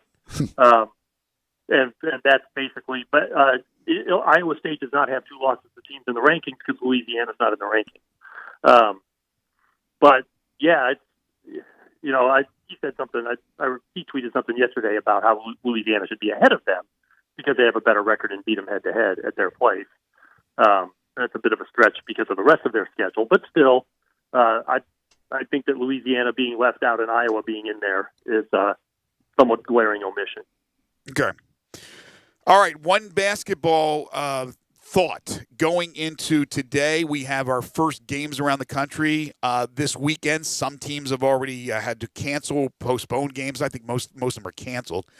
I'm having a hard time keeping up with the football schedule. I know. The basketball schedule changes. I'm not going to ask about schedule. I'm going to ask you about if you had time yet to look into. I'm sure you've done a preseason top 25. I did a preseason bracket on Monday. Okay, so who are we looking at? I mean, is it the usual suspects? Are there a couple of teams that are expected to burst in the door and bust down the door rather and burst into the scene into this dance? I mean, who are some of the teams that we should be keeping an eye on here for the upcoming start of the college basketball season today? Well, my number 1 seeds were Gonzaga, Baylor, Villanova, and Virginia. The top 4 teams in the Big Ten are all capable of winning the national title. That would be Illinois, Iowa, Michigan State, and Wisconsin. That Big Ten is going to be ridiculous again this year in terms of depth of not just quality teams, but number of teams in the tournament and the number of teams being able to make a run. Mm-hmm. I think UConn's return to the Big East is going to be something worth watching. I don't know if they're good enough to make a lot of noise this year, but that to me is an interesting story. The top of the ACC is always interesting. I don't know what to expect from the American this year. Houston. I've got Houston and Memphis in my bracket, and I think SMU is in there as well. Cincinnati possibly just missing. But I don't see the strength at the top that we've seen in some other years with the American Conference. So I don't know. I have a feeling it's going to be major conference heavy this year near the top of the ranking, unless of course you consider Gonzaga not to be in a major conference, which I guess they're not, but they're certainly a major program. But I don't know who the sort of dark horse non-major is going to be. I think the highest rated other non-major I have in there is probably Richmond. And I consider the American Conference a major conference. Yeah, I was going to say you obviously consider the Big East in basketball, right? Well, it's basketball only. But the Power Five is not a thing in basketball because the Big East is part of that. But there are other conferences that I consider to be like major conferences because they routinely put multiple teams in the tournament. The American is one of those. Absolutely. The A-10 pretty much does that. The Mountain West usually good for a couple of teams. So I have Houston and Richmond in about the same spot of the bracket, down in the neighborhood of borderline top 25. I don't think I've got between that and Gonzaga. I think it's all power schools off the top of my head. Needless to say, subject to change, like everything is in our lives. Listen, have a great Thanksgiving with your family. Enjoy the games, and we'll do this again next Wednesday. All right, you guys too. Thanks. Thanks, JP. Appreciate it. Yeah, it's interesting that we get the start of the basketball season, Eli, and I haven't, other than Memphis and some of the local teams, I really haven't paid attention to what they're saying about the national landscape. I imagine, similar teams. Duke's going to be back. Villanova's going to be there, as he mentioned, Gonzaga, Kentucky, and, the regular cast of characters. But, who's there to crash the party? I would imagine the Big East is going to be competitive from top to bottom, and some other conferences will have a team or two that could get into the mix. This, of course, with Thanksgiving being tomorrow, that means Friday is Black Friday. It's a little different Black Friday than normal, that's for sure. But over at Edwin Watts, they are going to have some Black Friday deals for you. Pro V1 and Pro V1X balls, $39.99 a dozen. Srixon golf balls, buy 2 dozen, get 1 free. A lot of great deals on GPS and range finders. Also on their apparel over there. They're going to have some Black Friday deals over at Edwin Watts. So you can go check them out this weekend and take advantage of some of those deals over at Edwin Watts. We're located in the Ridgeway Trace Shopping Center. It's on Poplar there between Ridgeway and 240. Shopping center with Target and Best Buy. They're right next to the PetSmart location. Anything you need from the world of golf, they've got it for you, and they will take care of you in good fashion. Jay and the gang over there, they could fit you for new clubs. You could always try out any of the clubs they've got in store there in the hitting bays. They've got the putting green in the middle of the store to try out all the putters as well. But for apparel, clubs, balls, whatever it is you need in the world of golf, Edwin Watts has it for you. Go by and see him. Ridgeway Trace Shopping Center off Poplar there between 240 and Ridgeway at Edwin Watts. More COVID news from the Hill in Knoxville. And is there a rift between Arians and Brady? Some are writing about it, and they say there is. We'll talk about that, plus some NBA news when we return. This is Middays on Real Sports Talk, Sports 56, 96.1 and 98.5 FM. Start your day the right way with Peter Edmiston and Anthony Sane on Sports 56 Mornings. Weekdays from 7 to 10 on Sports 56, 98.5 FM and 96.1 FM.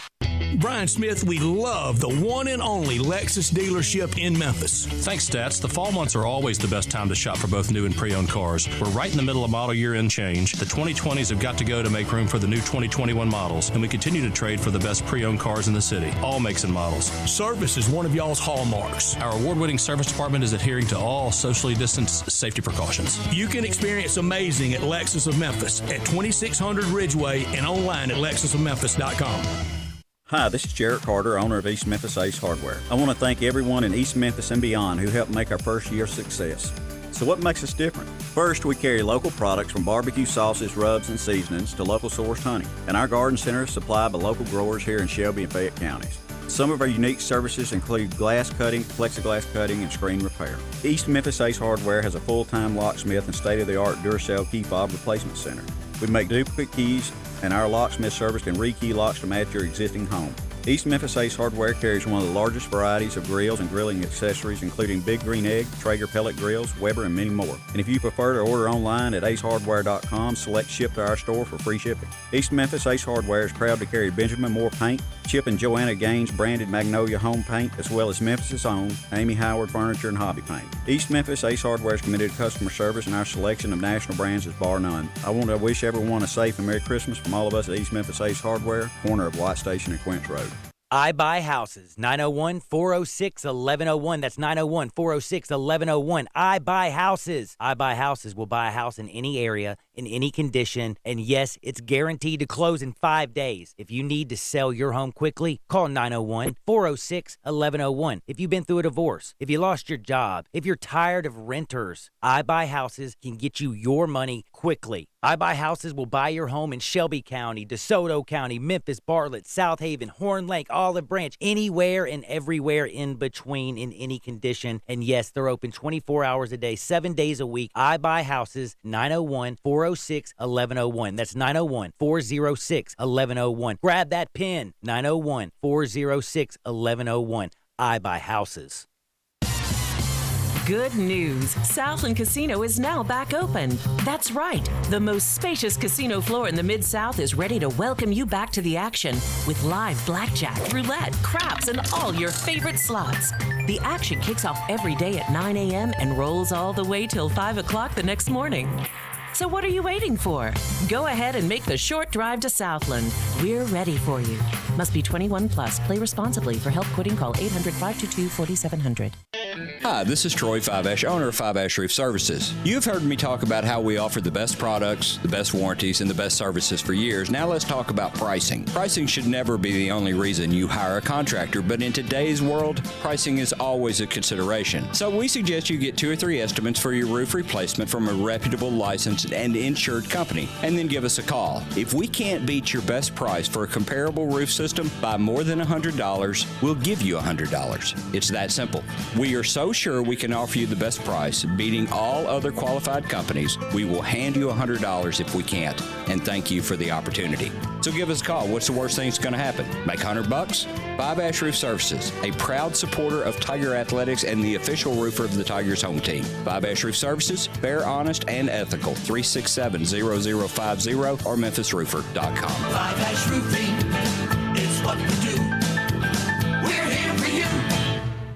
Looking for a new ride to celebrate the end of 2020? We Gossett at Gossett Kia's holiday sales event. Command the season and you'll find what you want, need, and love at Gossett Kia on Covington Pike. 2020 Kia Forte, $133 a month lease. 2021 Kia Soul, $148 a month lease. Plus 2021 Kia K5, $189 per month lease. All 36 months, $3149 due at signing. And don't miss 2020 Kia K900. We Gossett at $10,000 off MSRP. You want it? We Gossett at Gossett Kia, 1900 Covington Pike, or shop 24/7 KiaCovingtonPike.com. Ask for Bobby J. He'll put you in a new Kia today. All 36-month leases, $3149 due at signing, 0 security deposit, 10,000 miles per year, 20 cents excess mileage, $650 acquisition fee, Forte, LE 242,174, MSRP 20,505, sold, M7755, 682, MSRP 20,315, K5, MG 003,199, MSRP 25,725, K900, MSRP 65,610, L60 26,907, L60 21,220, includes all rebates and incentives, PF 695, excludes tax title and license with approved credit offer valid through 11/30/2020, dealer stock only, warranty is a limited powertrain warranty, see Kia.com or retailer for details.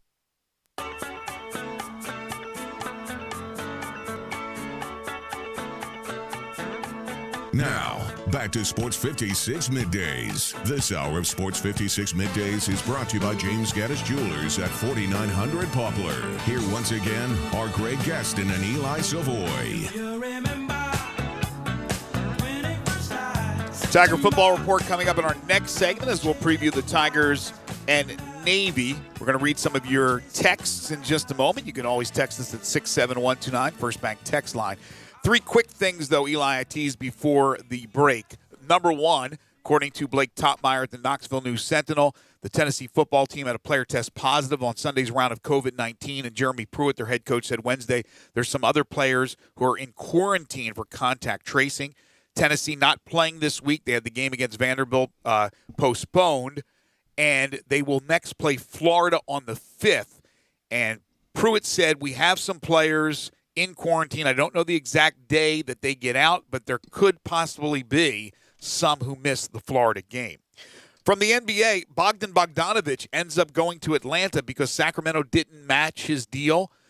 The Hawks have spent a lot of money here in the offseason, but I think the bigger question is, how is this going to affect Giannis and the Milwaukee Bucks, who originally thought they had Bogdanović, and they're hoping that he'll sign a supermax and stay in Milwaukee.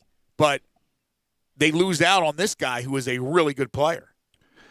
Yeah, that whole saga, I haven't dug in, and I know a lot of people have wrote articles about what all went in, what went down there. I don't quite understand what all happened with that Bogdanovich deal and all of that stuff. But, yeah, I mean, and there's a lot of talk that the Lakers are kind of monitoring the situation with Giannis, because that could determine how they structure Anthony Davis's contract, because they could theoretically, if he's not going to sign the long-term deal in Milwaukee, structure deals where they could fold him into the mix with LeBron and Anthony Davis next year. So there's a lot going on around that Giannis situation. Yeah, the Drew Holiday trade is official with New Orleans going to Milwaukee, but Bogdanovich, you hope that it wasn't Milwaukee that screwed that thing up. Like you said, it's pretty complicated, and if it was, then the Greek Freak's sitting there going, wait a minute, what do I want to stay with this organization? Maybe it was just one of those things, but Bogdanovich headed to Atlanta where they've spent an awful lot of money. And I mentioned that there could be a rift between Tom Brady and Bruce Arians. They're writing about that, and I forget, I'm trying to find the article here, but I don't know if necessarily that means all of a sudden Tampa's going to go down. They obviously struggled in their last game, specifically Brady. That's something that could ignite Brady and Arians together, because they're two true professionals, one as a coach and one as the GOAT, and I think that them getting together and hashing it out maybe can make them better in the final stretch, hoping to finish strong and get to the postseason and see what happens there. So doesn't necessarily mean it's the beginning of the end in Tampa. Yeah, I mean, Bruce Arians calls out Tom Brady when he makes bad throw stuff. It's something that we haven't seen much in the past. With Bill Belichick wasn't a guy who was going to do that, because Bill Belichick doesn't say much. But Bruce Arians is very blunt about it and will say, like, listen, this was on him, or this was a bad throw, or whatever. And, right. And so it's a little different than anything we've seen with Tom Brady throughout his career in New England. Got some text here to want to get to on the First Bank text line. To get a text from somebody that says, maybe I'm overlooking it, but I can't find the Memphis game on FanDuel. And I was looking at it, and yeah, for some reason the FanDuel Sportsbook does not have the Memphis basketball game up right now. And I don't know why. I don't know why that is, because others do have it up. It's about a 6-point line right now on most sites, but I do not, you are correct, whoever that is that texted, as far as I can see, I do not see it either on there. I don't know if they will put it back up before tip-off or not, but as of right now, yes, I do not see it on the FanDuel app.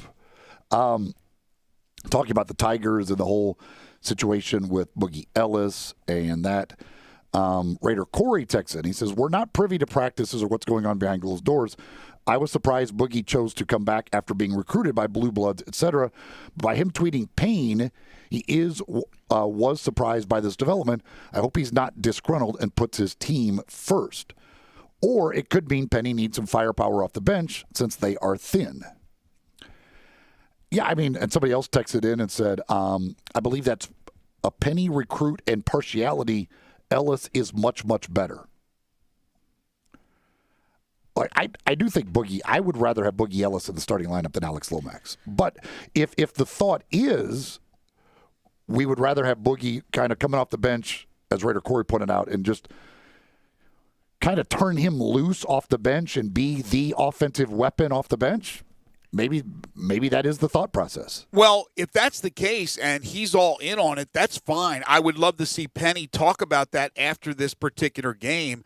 But most people in our business who are talking about this subject are talking about the fact that Alex Lomax just played so well during camp. I'm tired of hearing about that. Alex Lomax is a solid player. To me, he's a backup.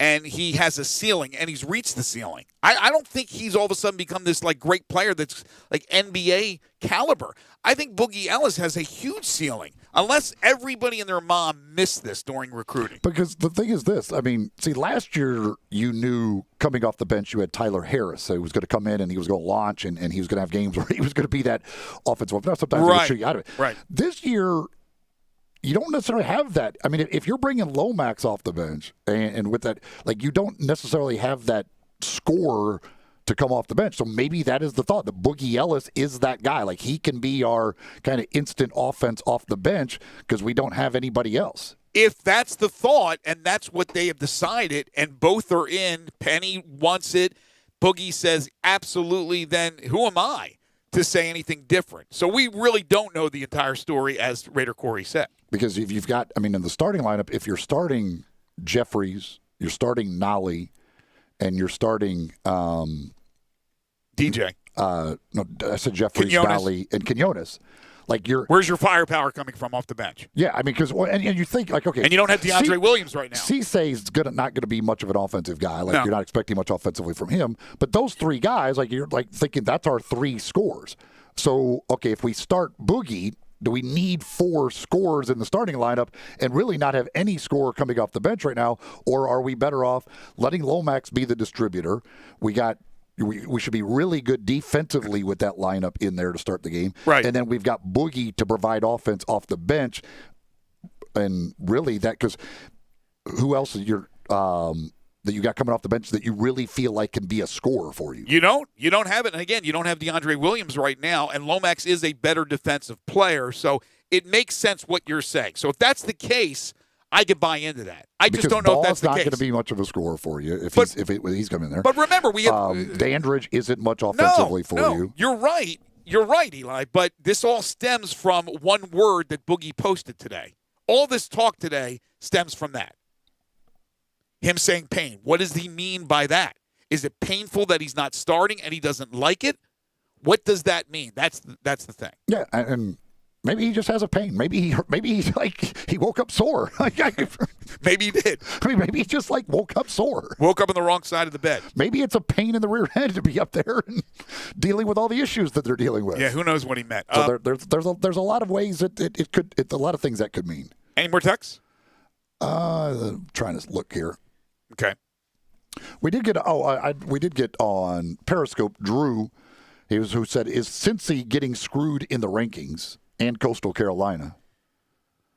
I don't think Cincy is. I don't think either one of them is getting screwed right now. I think Coastal Carolina, if you just look at the schedule, there's not a whole lot there. Now they'll get Liberty still possibly, and they will get Liberty, which will be give me death. Will be a good win if they could get that. Mm-hmm. But could they be a little higher than 20th? Yeah, I guess. But I don't think they're getting screwed, and I certainly don't think Cincinnati is being screwed at 7. I don't. No, the screw job will happen if teams ahead of them start to lose and get upset, and then you're going to see teams from behind kind of jump them, or something will happen where they'll keep Cincinnati out of the mix. But right now, 7 is where I thought they would be. So this first one, I would say no to his text. I thought Cincinnati would be 8th, so I certainly don't think they're being screwed. And listen, I know that we all love the group of 5 or the stupid P6 here, but I don't think Cincinnati, no matter what they do, belongs in the playoff. Well, because you know what people think? They think like it always has been. They would play Ohio State and lose by 40. Let me tell you something. They did last year. Let me tell you something. Texas A&M lost by 28 to Alabama. That's the difference between 1 and number 5. So there is a disparity between the top and everybody else. So Cincinnati can go in there with a better defense and maybe even give them a little bit of a better battle, or they can get absolutely clobbered. It's all about what's fair. And the way they set this up is to leave out the group of 5, the little guy. They're always going to be left out. This is the best year for the argument for Cincinnati, but things have to really fall into place, and I still think if that's the case, they'll figure out a way to jump a team to make sure they don't get in.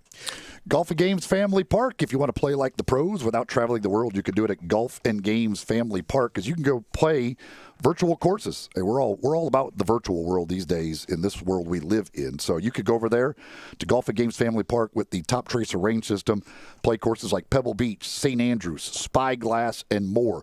You could play games with friends and family, competing with each other, or you could just go over there and work on your game with that Top Tracer range system. You get golfing data like distance, carry, ball speed, and more on every single shot, and it will save all of that for you, all that data for the next time you go, and you can compare compare each time to see how you're improving as far as with every single club in your bag. It will keep track of each club, everything that you do every time you go over there at Golf and Games Family Park.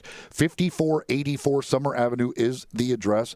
With this great weather we've been having, great time to get out there, work on your game, have some fun with friends and family at Golf and Games Family Park. Again, 5484 Summer Avenue. The Tigers football report is coming up next. This is Middays on Real Sports Talk, Sports 56, 96.1 and 98.5 FM. Grab a seat for a happy hour with John Harden. Passengers will please fasten their seatbelts. On Sports 56 Happy Hour. Weekdays from 1 to 3 on Sports 56, 98.5 FM and 96.1 FM. When you're hunting for small game or big game or thinking of selling your home, think about Sheldon Rosengarten and you Mallory. That's right, Sheldon. We're with Mark Spensdorf Realtors, and while I'm often successful when I go hunting, I heard you're such a lousy golfer they've banned you from some courses. Very funny, you. I may be a horrible golfer, but I have a highly successful strategic marketing program with the famous Shellbucks option that takes up most of my practice time. My clients would much rather see me sell their home than hit a hole-in-one. Sheldon, you're normally about 5 strokes away from a hole-in-one. That's on a par 3. Yeah. Remember, don't tee off with any agent. Talk to 2 or 3 and let you, Mallory, and me be one of them.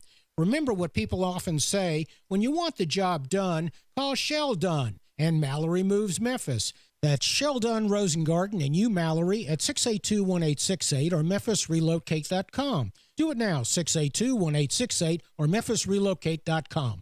Have a say in this year's Pro Bowl vote. Presented by Verizon. Mahomes going to take off for it. The Pro Bowl may look different this year, but the best players will still be recognized. Best in the business, baby. Dalvin Cook. So, who showed out? Kyler Murray. What a strike. Who brought the energy and the hustle? JJ with the hit. The ball is out. Who made the historic plays? The speed of DK Metcalf. Show your love. Cast your vote and make sure your favorite players still earn their place on the 2021 Pro Bowl roster. Vote today at NFL.com/Pro Bowl vote.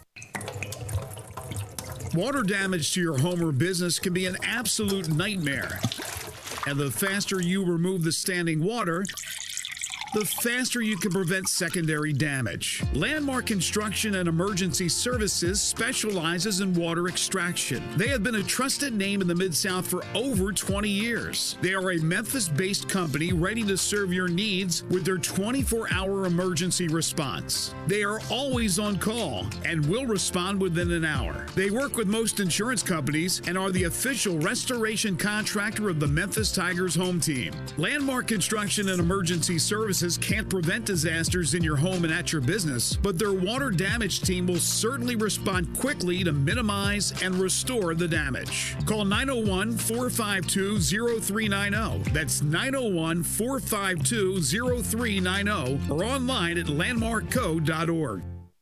Looking for a new ride to celebrate the end of 2020? We Gossett at Gossett Kia's holiday sales event. Command the season and you'll find what you want, need, and love at Gossett Kia on Covington Pike. 2020 Kia Forte $133 a month lease. 2021 Kia Soul $148 a month lease. Plus 2021 Kia K5 $189 per month lease. All 36 months, $3149 due at signing. And don't miss 2020 Kia K900. We Gossett at $10,000 off MSRP. You want it? We Gossett at Gossett Kia 1900 Covington Pike or shop 24/7 KiaCovingtonPike.com. Ask for Bobby J. He'll put you in a new Kia today. All 36-month leases, $3149 due at signing, 0 security deposit, 10,000 miles per year, 20 cents excess mileage, $650 acquisition fee, Forte, LE 242,174, MSRP 20,505, sold, M7755, $682, MSRP 20,315, K5, MG 003,199, MSRP 25,725, K900, MSRP 65,610, L60 26,907, L60 21,220, includes all rebates and incentives, PF 695, excludes tax title and license with approved credit offer valid through 11/30/2020, dealer stock only, warranty is a limited powertrain warranty, see Kia.com or retailer for details. Memphis, it's official. Crab Kings is where it's at. The best seafood with 7 flavors to choose from. Try the shrimp and chicken pasta. Now available is the salmon and fried lobster pasta, snow crab, king crab, dungeons and more. Fish platter, $9.99. Lobster tail, $10.99. Jumbo wings, 99 cents each. Download the app or search Crab Kings on Google. Visit us at crabkingstn.com. Crab Kings Seafood and Pasta, Memphis favorites. Memphis, it's It's official. Crab Kings is where it's at. The best seafood with 7 flavors to choose from. Try the shrimp and chicken pasta. Now available is the salmon and fried lobster pasta. Snow crab, king crab, dungeons and more. Fish platter, $9.99. Lobster tail, $10.99. Jumbo wings, 99 cents each. Download the app or search Crab Kings on Google. Visit us at crabkingstn.com. Crab Kings Seafood and Pasta, Memphis' favorite. I'm not going very far. It's too uncomfortable. I'm in a hurry. Sometimes I just forget. There's no such thing as a good excuse for not buckling up. You're not only putting yourself at risk of injury or death, it could also cost you lots of money. Cops are writing tickets, so why take the risk? Do the smart thing and start buckling up every trip, day or night. Click it or ticket. Paid for by NHTSA. Now, back to Sports 56 Middays. This hour of Sports 56 Middays is brought to you by James Gaddis Jewelers at 4900 Poplar. Here once again are Greg Gaston and Eli Savoy.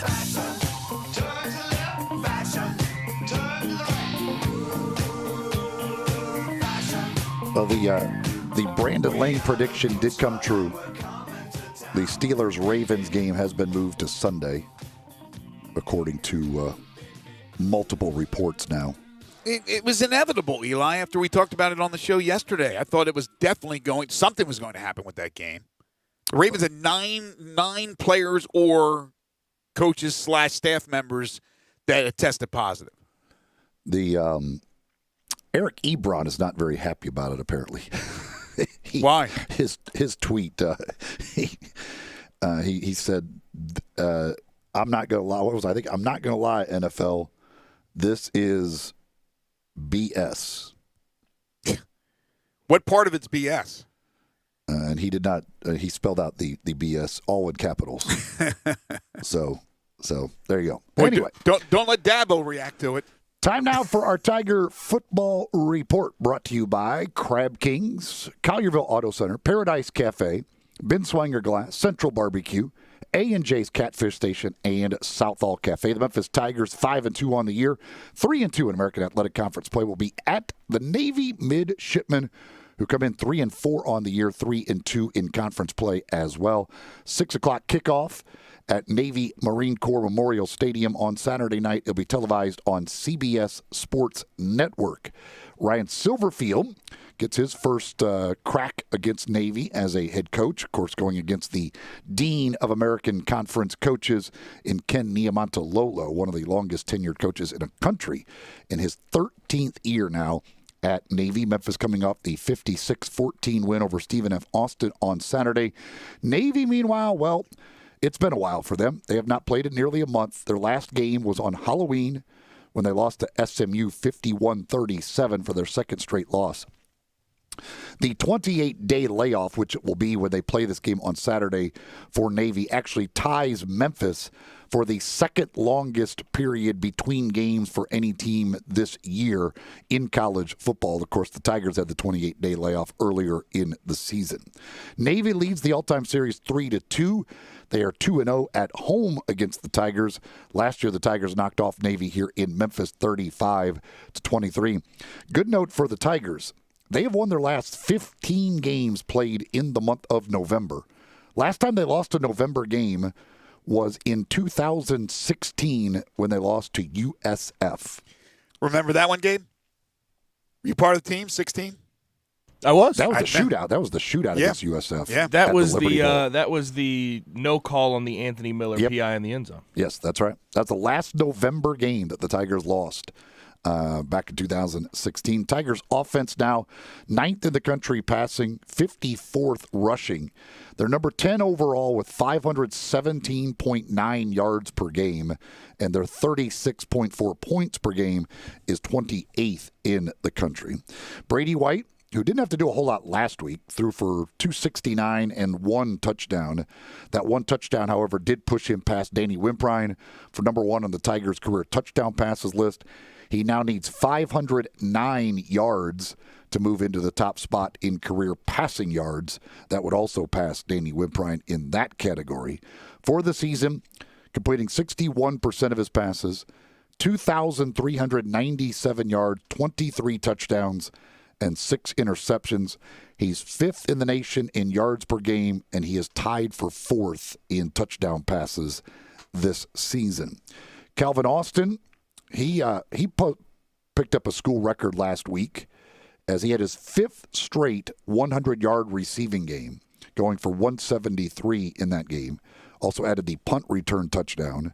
His 290 all-purpose yards last Saturday were the 6th most ever in a single game in Memphis history.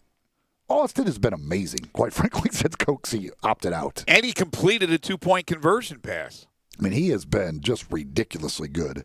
46 catches now, 820 yards, 7 touchdowns, averaging 117 yards per game. That's in the top 10 in the country. That's number 9 in the country, and it's 2nd in the American Athletic Conference. Sean Dykes, 4 catches for 39 yards last week. He now gets a chance and should do it this week. He needs just 2 yards to pass Joey Magnifico for most receiving yards by a tight end in Memphis history. Dykes 2nd on the team in catches, yards, and touchdowns. 36 catches, 474 yards, and 6 touchdowns on the year for Dykes. Tigers' running game, they were able to get that going against Stephen F. Austin after they had had back-to-back tough games. They got 5 rushing touchdowns on Saturday after they had 3 on the season coming in, and they were by 5 different guys. Kylan Watkins did not get into the end zone, but he led the team with 100 yards in that game, his 2nd career 100-yard performance. He has overall the Tigers had 305 rushing yards in the game to go with those 5 touchdowns. Drake Clark, their leading rusher, who is banged up, Ryan Silverfield saying he's day-to-day, could be a game-time decision. He leads the team with 500 yards and 2 touchdowns on the season. Of course, Watkins, 2nd on the team, 384 yards with 1 touchdown run as well. The Navy defense has struggled against the run this year, too, so this could be another opportunity for the Tigers to get that running game going. Navy is 124th in the country. They give up 244 rushing yards per game. Wow. That's just not something you think of with Navy in their defense. Not at all. Against the pass, they give up 201 yards, which is 30th in the nation. They're 95th overall in yards allowed and 109th in points allowed, with 37 points per game they are giving up. They have had injury problems on the defense. They have only 1 defensive player who has started all 7 games this year for them. So they've had some issues defensively as far as keeping guys healthy and in the lineup. They do have an outstanding linebacker, number 54, Diego Fago, who leads their defense with 53 tackles, 8.5 tackles for loss, and 3 sacks. He has half their sacks. They only have 6 sacks on the season as a team. They're 120th in the nation in sacks and 110th in the nation in tackles for loss. So they just this is not your normal Navy defense. You always think of them as being very tough and really good. This year, the defense has not been that for Navy. It's not your normal Navy team, Eli, period. Yeah, and I'm going to get to the offense here in a second. 7 total takeaways, 3 interceptions, 4 fumble recoveries. Offensively for Navy, this is stunning. They're better on the ground than they are through the air, but they're only 44th in the nation running the football. 187 rushing yards per game. The last 10 seasons, the worst they've ever been in rushing offense, national rank, was 6th. Yeah, I don't think it's teams have figured them out because you know what you're getting with the triple option offense. I think it's just personnel. If you go back to 2010, this is their national rank in rushing yards per game. 6th, 4th, 6th, 2nd, 3rd, 2nd, 4th, 2nd, 5th, 1st. This year, they're 44th. Wow. I mean, it's just, and they're still not good passing the ball. They're 122nd. They only average 121 yards per game through the air. Overall, they're 118th in the nation in yardage and 100th in points per game. And that's what happens when you have to try and replace a guy like Malcolm Perry. They've started 3 different quarterbacks this year. It looks like senior Dalen Morris, who's number 8, has kind of settled into the starting role. He's 31 through 58 for 58 through the air, 555 yards, 3 touchdowns, a couple of interceptions, 54 rushing yards and 2 touchdowns. Number 2, Tiger Goslin, also figures to see time. 12 of 26 for 260 yards for him and 3 touchdowns, and he has 28 rushing yards. So that's the thing you look at is these quarterbacks. Morris has 54 rushing yards. Gosselin has 28. Yeah, they're not the dual threats that you normally have at Navy, but I would bet dollars to donuts they will throw the ball more than they ever have. Their leading rusher is their fullback, number 43, Nelson Smith, 447 yards, 7 touchdowns on the year. Michael Cooper, number 3, is the leading receiver, 12 catches, 199 yards, and 2 touchdowns for him. Tigers defensively, 33rd against the run, which bodes well here. 126th out of 127 against the pass. 115th overall in the nation, 87th in scoring defense. They give up 32 points per game. Quindell Johnson still leading the team in tackles. O'Brien Goodson leads them in tackles for loss with 8. He, Morris Joseph, and Wardalis Ducksworth all have 4 sacks on the year to lead the Tigers in that category. Once again, Navy full of guys from the area. They've got number 3, Cameron Kinley, who's one of their captains out of Lausanne. Number 29, Caleb Clear out of Cordova. Number 77, Luke Coleman out of Briarcrest. Number 66, Kip Franklin out of Houston. And number 78, Jacoby Rice out of Whitehaven. So they are once again very, very much representative of the Memphis area on their roster. The Tigers, a 14-point favorite in this one. Again, it's a place they've never won. They've never won at Navy. They're a 14-point favorite. The total for the games right now sits at 63. Again, it's a 6 o'clock kickoff on CBS Sports Network. Our Tiger Football Report brought to you by Crab Kings, Paradise Cafe, Collierville Auto Center, Southall Cafe, A&J's Catfish Station, Ben Swinger Glass, and Central Barbecue. Sigmund Bloom will answer your fantasy football questions next. Hour 3 on the way. This is Sports 56 Middays.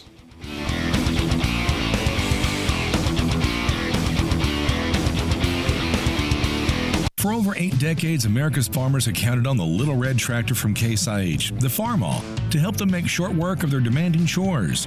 Well, Mid-South Ag can show you they aren't just for farms anymore. With horsepower ranging from 30 to 105, plus an army of attachments, they can tackle every chore on your to-do list, from hauling and mowing to loading and towing and then some. Stop by Mid-South Ag Equipment or call 662-890-3141 to find a Case IH Farmall that's right for you.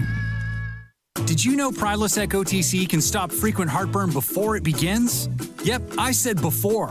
Block heartburn at the source by taking the Prilosec OTC 2-week challenge. With just 1 pill a day, you get 24-hour heartburn relief. That's all day. Start the 2-week challenge today at prilosecotc.com and live heartburn-free. Just 1 pill a day, 24 hours, 0 heartburn. It's possible while taking Prilosec OTC. Use as directed for 14 days to treat frequent heartburn, not for immediate relief.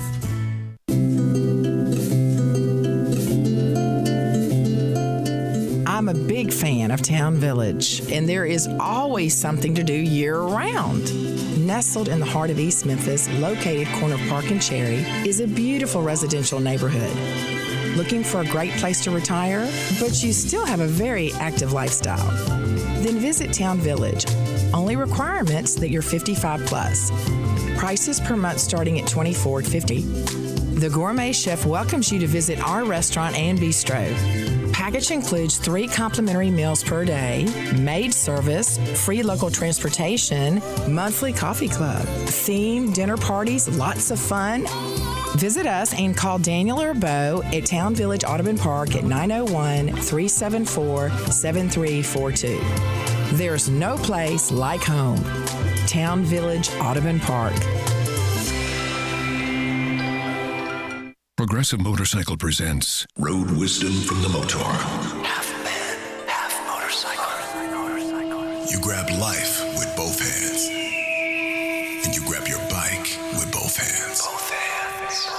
Therefore, bike is life. Figuratively speaking. Progressive Motorcycle also presents Roadside Assistance. Progressive Motorcycle for those who were born to ride. Progressive Casualty Insurance Company and Affiliates. Hi, this is Troy Five-Ash, owner of Five-Ash Roof Services. You've heard me talk about how we offer the best products, the best warranties, and the best services for years. Now let's talk about pricing. Pricing should never be the only reason you hire a contractor, but in today's world, pricing is always a consideration. So we suggest you get 2 or 3 estimates for your roof replacement from a reputable, licensed, and insured company, and then give us a call. If we can't beat your best price for a comparable roof system by more than $100, we'll give you $100. It's that simple. We are so sure we can offer you the best price, beating all other qualified companies. We will hand you $100 if we can't, and thank you for the opportunity. So give us a call. What's the worst thing that's going to happen? Make $100? Five-Ash Roof Services, a proud supporter of Tiger Athletics and the official roofer of the Tigers home team. Five-Ash Roof Services, fair, honest, and ethical. 367-0050 or memphisroofer.com. Five-Ash Roofing is what we do. We're here for you. Brian Smith, we love the one and only Lexus dealership in Memphis. Thanks, Stats. The fall months are always the best time to shop for both new and pre-owned cars. We're right in the middle of model year-end change. The 2020s have got to go to make room for the new 2021 models, and we continue to trade for the best pre-owned cars in the city, all makes and models. Service is one of y'all's hallmarks. Our award-winning service department is adhering to all socially distanced safety precautions. You can experience amazing at Lexus of Memphis at 2600 Ridgeway and online at lexusofmemphis.com. We are Sports 56 WHBQ Memphis, W253DF Memphis, and WIVG Tunica Memphis. Flynn Broadcasting Stations. Now, back to Sports 56 Middays.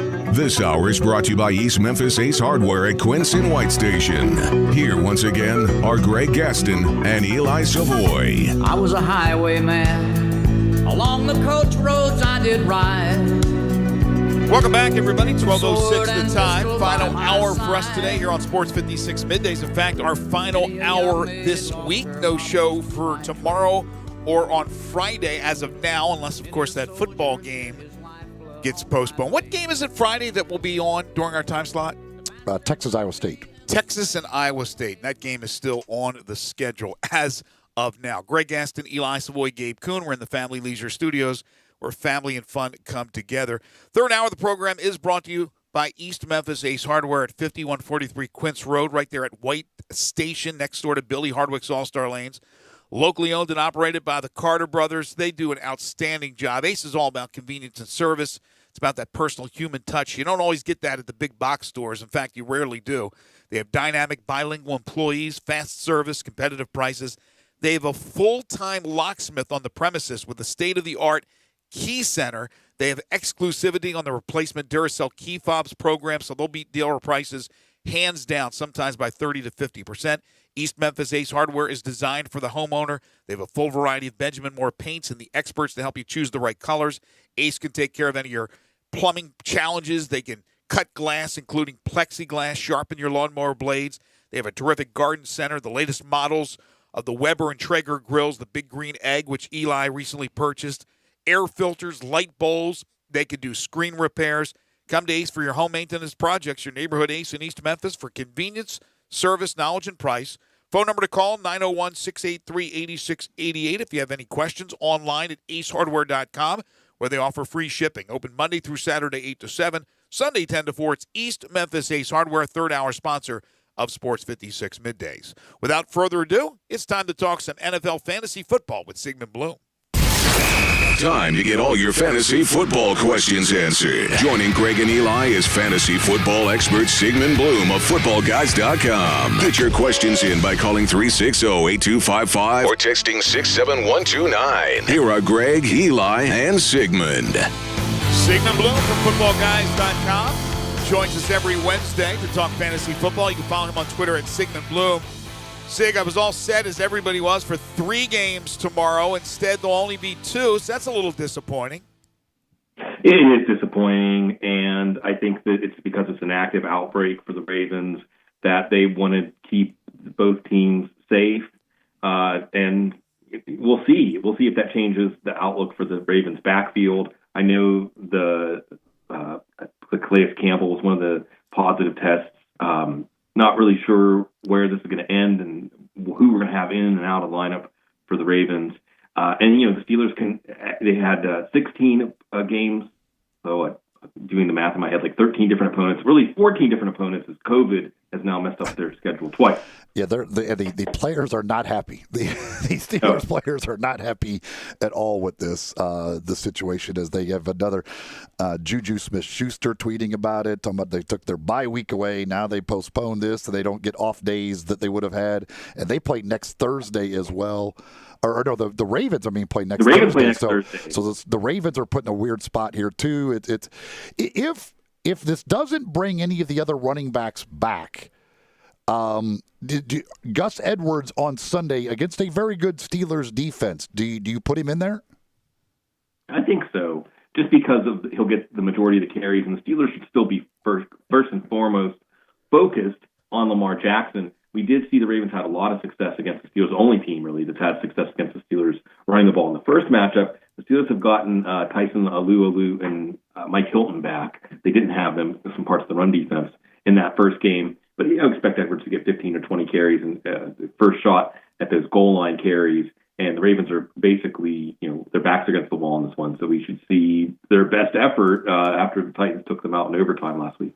Joe Burrow injury, how does that affect some of the other Bengals guys, Tyler Boyd, and with the running back situation? Because I guess Mixon looks like probably done for the year now, Giovanni Bernard. You would think that with Joe Burrow out, what's the reason to bring back Joe Mixon? Remember, they extended him before the season, so long-term investment there. It looks like it's going to be Brandon Allen called up from the practice squad instead of Ryan Finley, which if there is any good news, that's good news if you have Tyler Boyd or T. Higgins. This week, I think Higgins is going to see James Bradbury, so I don't know if I would go with him. Although Brandon Allen started 3 games for the Broncos last year. In 2 of those games, Noah Fant, Cortland Sutton, and Tim Patrick were all good plays. So going down the line, if Allen can hold his job, that's good for T. Higgins. The Rex Burkhead injury, the Patriots' backfield is so crowded as it is, so now it looks like he's out. Who amongst them do you feel comfortable starting? Well, in a PPR league, I'd be okay with James White as an emergency running back, too. I think he's going to be back in that 4, 5, 6 catch a week range, getting most of the passing down work. And then we're just going to watch how they use Sony Michel. If Michel is really just coming back to spell Damian Harris and Harris as the starter, we can probably trust Harris in games where we think that New England can keep their running game on track, which they weren't able to do against Houston last week. But if they turn this into some sort of committee with Michel and Harris, especially with Cam Newton getting some carries at the goal line, then we probably can't trust any of those early down backs. And the early game tomorrow with the Lions, what is their situation with all of their offensive players, seemingly? Right. Estimated practice report yesterday was limited for Kenny Golladay and nothing for DeAndre Swift and Danny Amendola. Since it is a home game, that helps their chances of getting to play on Thursday. We'll just have to watch this. I think they're all going to be game time decisions, and that would affect whether you can trust Matthew Stafford at all, because he looked like he was kind of a great matchup on Thanksgiving against the Texans. Newton threw for 360 against them last week. But if Galladay's not out there, if Swift is not out there, if Amendola's not out there, then I don't think we're going to want to use Stafford this week. And the Texans have the worst rush defense in the NFL. If Swift doesn't play, can you go with anybody else? No, because the Panthers, the opponent last week, they have given up the best fantasy day of the year to 5 different running backs. So, they've had their best afternoon against the Panthers, and I think that Kerryon Johnson and Adrian Peterson combined for 33 rushing yards or something like that. So it was bad. Yeah, it was really bad, 20-0. You don't have shutouts too often in the NFL, so I was a little surprised by that. We're going to get to your calls here and texts as well. I did want to ask you, Sig, about if you have Tom Brady as your quarterback, and now you're hearing stories about some kind of infighting with Bruce Arians. He's coming off another struggle. Do you worry? Are you concerned with Brady if that's your guy? I think you are, at least for this week against Kansas City. Now, that being said, after their Week 13 bye, they get Minnesota, Atlanta, and those Detroit Lions. So those opponents don't scare me, because really it's a good pass rush that has flustered Brady, and his deep ball has been bad. But I think against Minnesota, Atlanta, and Detroit, he's still trustworthy for fantasy lineups. All right, if you have any questions for Sigmund Bloom, you can text in on the First Bank text line at 67129, or you can call in on the First Bank phone lines at 360-8255. Follow what Bobby has just done. Hey, Bobby. Hey, guys, you're my lucky charm so far. Yeah. Keeping it going. 3 down, 2 to go. I figured All the right. schedule out, so if I win my next 2, I'm in with the schedule, the way the scheduling is, and the tiebreaker. So 2 more wins, and I'm in there. Well, good luck. Hey, I got a quarterback question today. It's a 2-quarterback league. I'm pretty loaded at quarterback. I'm not going to drop any of them, though, and help anybody else out. But I've got 4 good ones: Josh Allen, Lamar Jackson, Taysom Hill, and Derek Carr. Josh Allen's a no-brainer every week, of course, but now I'm actually thinking about sitting down Lamar this week. Sig, who would you pick between Lamar Jackson, Carr, and Hill this week? All right, Bobby, thank you. Happy Thanksgiving to you, and we appreciate you calling every week. Yeah, I love this story. This is more inspiring than any of my fantasy teams. Look, Derek Carr has a good matchup against Atlanta, although you can always see Josh Jacobs just get all the touchdowns there. Probably wouldn't go with him. It comes down to Lamar Jackson versus Taysom Hill, and I've actually got this question more than once already this week. I want to see it one more week from Taysom Hill against a different defensive coordinator, against a different defense, because it was Atlanta last week, before I trust him over Lamar Jackson. I still think Lamar Jackson gives you that higher floor and a little more safety, especially as your second quarterback with Josh Allen as your first. He faces Justin Herbert. That should be a fun game this weekend. So I'd go with Lamar Jackson, although we may look back and say Taysom Hill was the right answer. The one good thing about fantasy football is you don't have to worry about your game getting postponed. This is true. You know your fantasy football matchup will be played each and every week, no matter what the situation. All right, go to the First Bank text line. If you've got questions for Sigmund Bloom, you could text them in 67129, 67129, or you can call in like Bobby did at 360-8255. Our tight end here, Goddard or Schultz rest of the year? I'll still go with Goddard. I mean, Goddard gives you the downfield, dangerous target. Schultz is a good outlet, and the Cowboys' offense did come back to life. We'll get to watch them against Washington. That's going to be our treat now, Washington against Dallas round 2. I would say Goddard's the guy here because he just offers a higher ceiling, even though Schultz has actually been pretty consistent over the last month. Cowboys and Redskins have played some great games on Thanksgiving. I don't expect tomorrow to be one of those. Clint Longley isn't walking through that door, my friend. Tomorrow, I don't expect to be a classic. That's for sure. No. Another tight end question. Mark Andrews or Darren Waller this week, non-PPR? Wow. I love Darren Waller. I love what Waller's been doing, and Andrews has had good weeks, back-to-back games, although I think the Steelers should focus on Andrews and try to take him away. So I actually would go with Darren Waller in that call. Is Chris Carson a safe play this week? Non-PPR. My next best options are Tyler Boyd or Mike Williams. Need a solid floor more than upside. Yeah, and that sounds maybe a little more like Tyler Boyd against the Giants, especially with Bradbury on T. Higgins. And I'll say this about Chris Carson. The problem is that he plays on Monday night. So unless he has a full practice on Saturday and they take him off the injury report, there's not going to be any way to know for sure that he's going to play because he was supposed to be a game-time decision like 3 weeks ago. So we're still waiting, and that makes me inclined to say I'll believe it when I see it. So unless you get that full practice and Carson not listed as questionable, I think you're probably going to have to go with Tyler. Yeah, I'm telling you, it's amazing. The Seattle Seahawks running back situation every single year is confusing.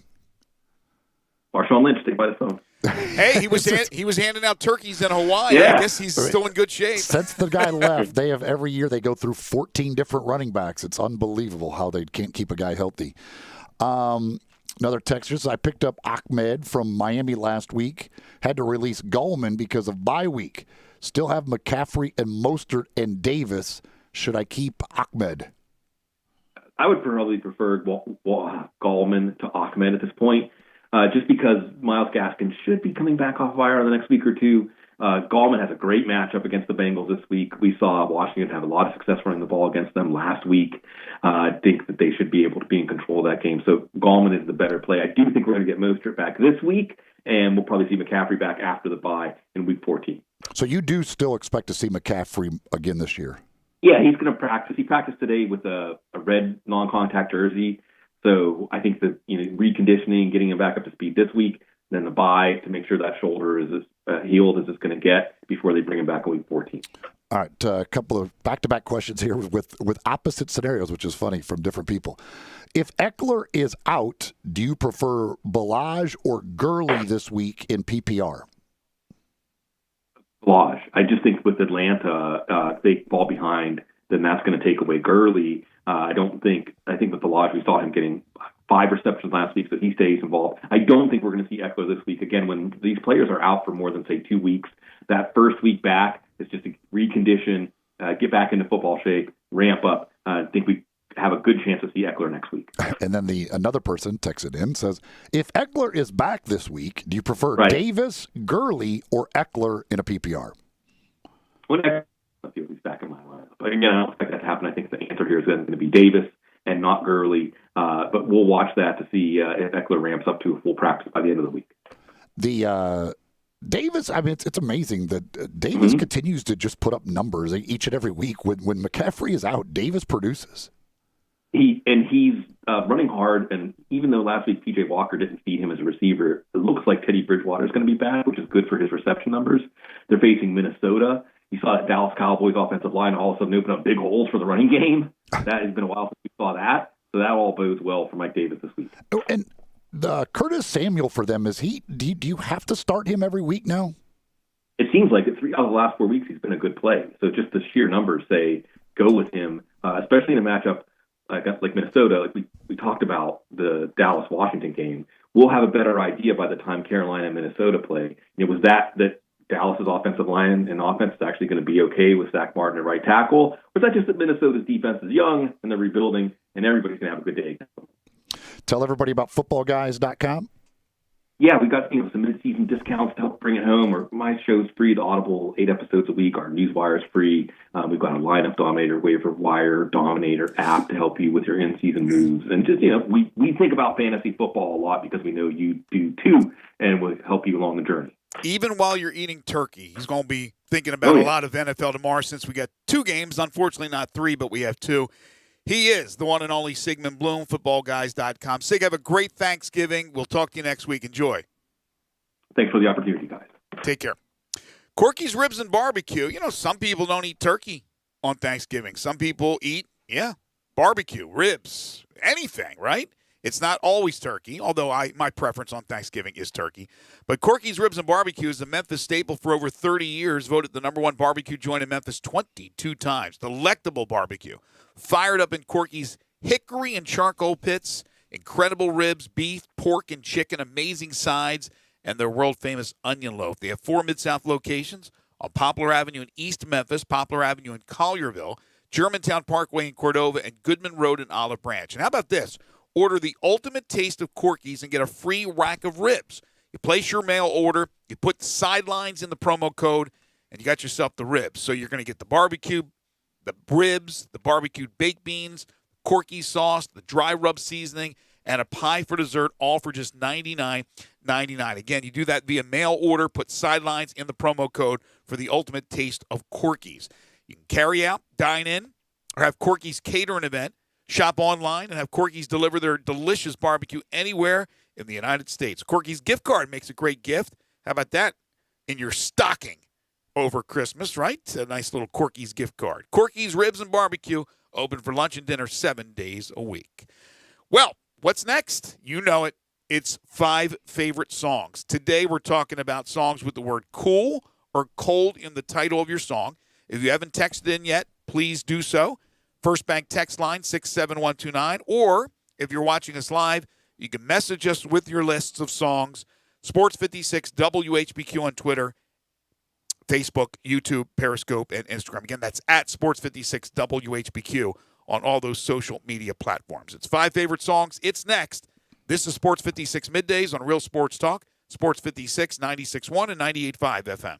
Let Dave Voloshin and Brett Nordsworthy take you home with Sports Time on Sports 56. Weekday afternoons from 3 to 6 on Sports 56, 98.5, and 96.1. Divorce can be complicated, even more so if there are children involved. If you're a father and want to protect your rights, consider Cordell & Cordell. As a partner men can count on, they have helped men with matters like these for 30 years. Visit CordellCordell.com to learn more. Contact Cordell & Cordell to schedule an appointment with one of our firm's Memphis attorneys. Online at CordellCordell.com. Office in Memphis, 6000 Poplar Avenue, Suite 225, Memphis, Tennessee, 38119. When you visit Navy Liquor at 7866 Highway 51 in Millington, you'll be treated like family by friendly, knowledgeable staff. Select are your favorite bourbon, vodka, scotch, beer, tequila, gin, and rum, as well as wines from all over the world. An amazing selection of sakis, too. Coldest beer in town. Beer kegs are available. Any beer, any wine, any liquor. You got the Navy Liquor hookup. Come see us, holiday or any other occasion. Navy Liquor, corner of Highway 51 and Navy Road in Millington.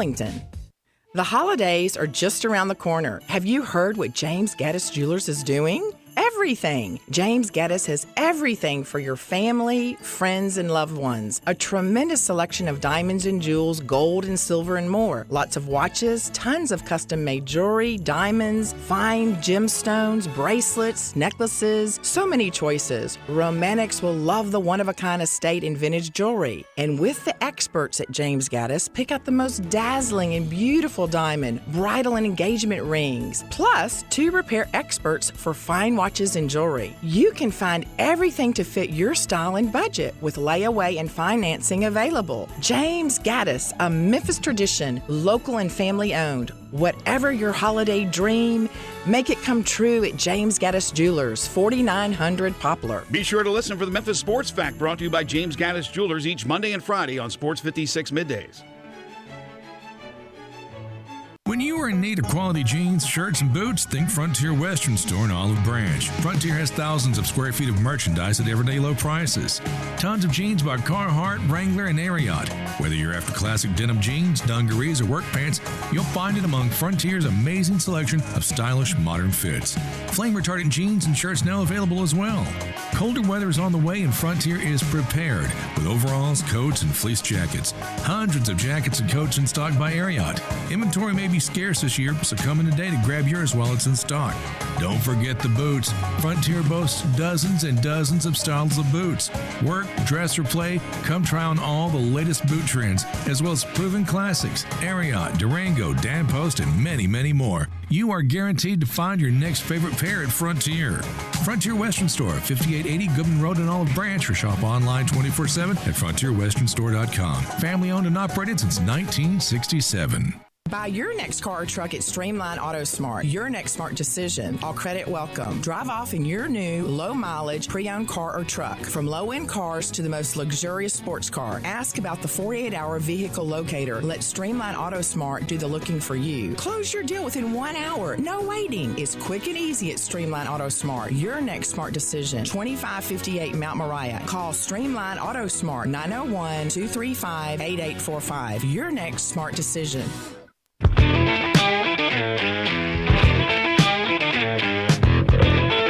Now, back to Sports 56 Middays. This hour is brought to you by East Memphis Ace Hardware at Quince and White Station. Here once again are Greg Gaston and Eli Savoy. He was a hard-headed man. He was brutally handsome. She was terminally pretty. We are a little over a half hour away from the Tigers tipping off the college basketball season. They'll be taking on St. Mary's just after 1 o'clock. Game will be on the Deuce, ESPN2, from Sioux Falls, South Dakota. The Bad Boy Mowers Crossover Classic Round 1, the Tigers and St. Mary's. The NBA has made it official. They've announced the 2021 All-Star Game will not be played, but will be moved to 2024. That game's scheduled for Indianapolis. So NBA All-Star Weekend postponed for 21. In 22, it'll be in Cleveland, in Salt Lake City in 23, and then in Indianapolis in 2024. Quite a lineup of cities right there, boy. But the players just loving that. Yeah, I mean, what do they say the amount of hotel rooms you have to host an All-Star game? It's I don't remember exactly. It's you got to have I think it's 5 hotels with at least, is it 200 or 300 rooms each? I can't remember what. I mean, how much bigger is Salt Lake City than Memphis? I did an Alliance of American Football game there this last year, when the 1 year of the league, and I was there and I did an NIT game years ago, And to me, it's a beautiful city, but it's very small. It doesn't seem like they have a ton of hotel rooms. Like, it seems very comparable to Memphis, but they're getting it in Salt Lake City. Also, Gus Malzahn reacting to Nick Saban. If you haven't heard, he has tested positive for COVID-19. This is real this time. He actually has symptoms. He said, "I'm sorry to hear that Coach Saban tested positive for the coronavirus. I hope his symptoms are not severe and that he has a speedy recovery. It's going to be a weird deal playing the Iron Bowl without Nick there. It's going to be a weird deal no matter what. With the lack of fans, although Auburn seems to always have a lot of fans. Every time I watched Auburn play at home, no, it's in Tuscaloosa, right? But I would imagine that's the same because it's in state. The rules are the same. Basically, the whole SEC is the same. It's 20 to 25%. It's the one game you look at when you're watching an SEC game where you see fans. Most of the other ones, you just don't see anything. But the whole thing's weird, so I completely understand. All right, time now for our 5 favorite songs. Five favorite songs. This is a cool topic, pun intended. Cool or cold? The phrase that pays. You need one of the words or both in the title of your song. Text in at 67129 if you haven't done so already. First Bank text line, always open 24/7. If you're watching us live, you can message us with your lists at Sports56, WHBQ on Twitter, Facebook, YouTube, Periscope, and Instagram. We'll go me to lead off, Gabe, Eli, and then to our callers. All right, number 5 for me, Long Cool Woman in a Black Dress by the Hollies, which I think has come up before on my on one of my lists from probably, I don't know what, woman. Number 4, Cool Change by the Little River Band. Number 3, She's So Cold by the Rolling Stones. Number 2, Cool Night by the late Mississippian Paul Davis. And this one's going to blow your minds, ladies and gentlemen. This is my number 1. Coolin' at a bar, and I'm looking for some action. But like Mick Jagger said, I can't get no satisfaction. The girls are all around, but none of them wanna get with me. My threads are fresh and I'm looking deaf. Yo, what's up, what LOC? The girls was all jocking at the other end of the bar, having drinks with some no-name chump when they know that I'm the star. So I got up and strolled over to the other side of the cantina. I asked the guy, why you so fly? He said, Funky Cold Medina. Oh, Tone Loc in the house with Funky Cold Medina. Gabe was like, what is this? It is a classic and my number 1.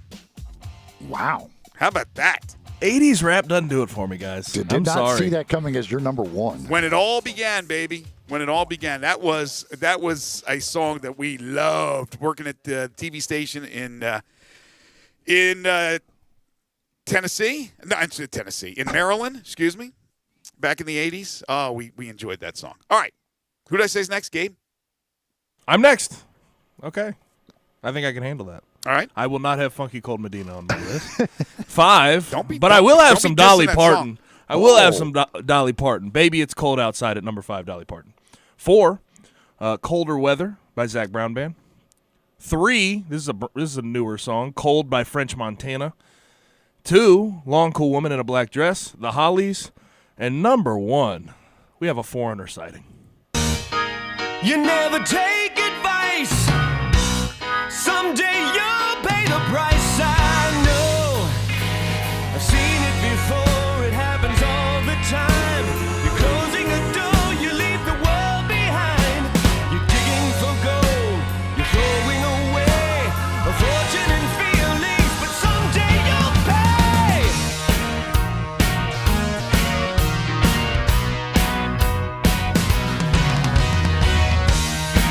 You're as cold as ice. You're willing to Cold as ice, Foreigner. I didn't even, I had it down and I considered it, I guess, a little bit, but I had a Foreigner song on one of our previous lists. I forget which one it was, but I've never gotten into Foreigner. I mean, I wouldn't say I'm like the biggest I don't like Foreigner this song. fan in the world. Most of their hits I don't like. For some reason, I just don't like Foreigner. I don't like this song. But it is. But Tone Loc, I mean, that's the guy. That's your guy. Yes. Foreigner, no. Tone Loc, absolutely. Well, just that song from Tone Loc. Okay. Does he have any other songs, or is he a one-hit wonder guy? It was a one song that we really, really liked. It's got some great memories. All right, Eli, what do you got? All right, number 5. I do have Funky Cold Medina on my list at number 5. Number 4, She's So Cold by the Rolling Stones. Number 3, Cold as Ice by Foreigner. Number 2, Long Cool Woman in a Black Dress by the Hollies. And number 1. She'd take Colorado if he'd take her with him. Closes the door before the winter lets the cold in, and wonders if her love is strong enough to make him stay. She's answered by the taillights shining through the window pane. He said, I want to see you again, but I'm stuck in colder weather. Maybe tomorrow will be better. Can I call you then? She said, you're a rambling man. It's colder weather. Zach You Brown ain't Band. ever gonna change. You got a gypsy soul to blame, and Gabe, what number? You had it on your list, right? I did. What number did you have it at? Let me check real quick. Had it at 4. So I think all 5 of yours, Eli, were either on Gabe's list or my list. All right, good song. Did you have the Rolling Stones on your list? I did. I had it at number 3, She's So Cold. All right. Let's see. Zed. Number 5, Hot and Cold, Katy Perry. Number 4, Cold, Chris Stapleton. Number 3, Cold, Maroon 5. Number 2, Cold by French Montana. And number 1, Cold by Crossfade. It's a little theme there, right? He says, Gabe, you need to check out Cold by French Montana. You had that on your list, didn't you, Gabe? I did. Number 3. So all 5 of those songs with the title Cold are all different? None's a remake? Well, one was Hot and Cold by Katy Perry. Oh, there was Hot and Cold. That's right. I'm sorry. Thought all 5 were cold. That's a lot of songs with cold, though. Let's see here. Number 5, Diamonds. What's that? What is it? This is from yesterday. What is? I'm confused. They sent yesterday's in. Better late than never, except in this case. Let's see here. Downtown Leo. Number 5, Way Cool Jr. by Rat. We got a rat problem. Number 4, Cool Night, Paul Davis. Yeah. Number 3, Colder Weather. Number 2, Cool Change, Little River Band. Number 1, She's So Cold, Rolling Stones. Let's see here. Carolyn. Number 5, Cold Beer Calling My Name, Jamison Rogers and Luke Combs. Number 4, Coolin' and Booted by Kodak Black. Some Kodak love. Why not? Number 3, Cool Jerk by the Capitals. Number 2, Cool It Now, New Edition. And Pretty good song there. Number Cool It 1, Now. Cold as Ice by Foreigner. Honorable mention to Sure Be Cool If You Did by Blake Shelton. Lou and KC, honorable mention to Cool Change, Little River Band. Number 5, Cool by Morris Day and the Time. Number 4, It's Cool by The Times. A 60s group from Philly says. Number 3, In the Cool of the Evening by Rosemary Clooney. Number 2, Cool It Now by New Edition. And number 1, Cold, Cold World by Teddy Pendergrass. Also from Philly. Clark Griswold. Number 5, Cold Shot, Stevie Ray Vaughan. Number 4, Funky Cold Medina. Number 3, Colorado Kool-Aid by Johnny Paycheck. Number 2, Cold, Cold Heart, Hank Williams Sr. And number 1, Long Cool Woman, The Hollies. Number 5, Cold as Ice, Foreigner. Number 4, Cold Sweat, James Brown. Number 3, Long Cool Woman. Number 2, Cold Shot, Stevie Ray Vaughan. Number 1, She's So Cold, the Rolling Stones. Honorable mention to Cool It Now, New Edition. Cool, Cool Water, the Beach Boys. And in the Cool, Cool of the Evening, Bing Crosby. 3 honorable mentions? Come on. Got to get Bing in there. It's basically a top 8 right there. It's not basically. It actually is. Well, the honorable mention one. I mean, the Bing Crosby one is just tradition, like Thanksgiving. Let's see. Danny, number 5, Tall Cool One by Robert Plant. Number 4, Cool the Engines, Boston. Number 2, Cold Ethel, Alice Cooper. Number 2, Cold as Ice. And number 1, Cold Gin by Kiss. Let's see here. Number 1, Cold as Ice. Number 2, Baby It's Cold Outside. Number 3, Funky Cold Medina. And number 4, Cold Hearted by Paula Abdul. Ray in Cordova, honorable mention for Eli, Cold Beer with Your Name on It by Josh Thompson. Oh, there's a cold beer with my name on it, all right. Number 5. Have you heard of that one? No, I Eli? have not. There's a lot of, in the world of country, you could have done a whole lineup of country music songs here that had some reference to cold beer, though. There's like 40 of them, I think, that have some reference to cold beer in the title. Number 5, Cold Hearted, Paul Abdul. Number 4, Cool Night, Paul Davis. Number 3, Cool Change, Little River Band. Number 2, Cold as Ice. And number 1, Long Cool Woman. Bobby in Midtown, I will mention to Cold Morning Light by Todd Rundgren. Your boy, Todd Rundgren. You didn't have him on your list. No, I don't know that song. Number 5, Stone Cold Sober, Rod Stewart. Number 4, Cold, Cold, Cold by Little Feat. Number 3, Cold Gin by Kiss. Number 2, Cold Shot, Stevie Ray Vaughan. Number 1, Cold Blooded by Rick James.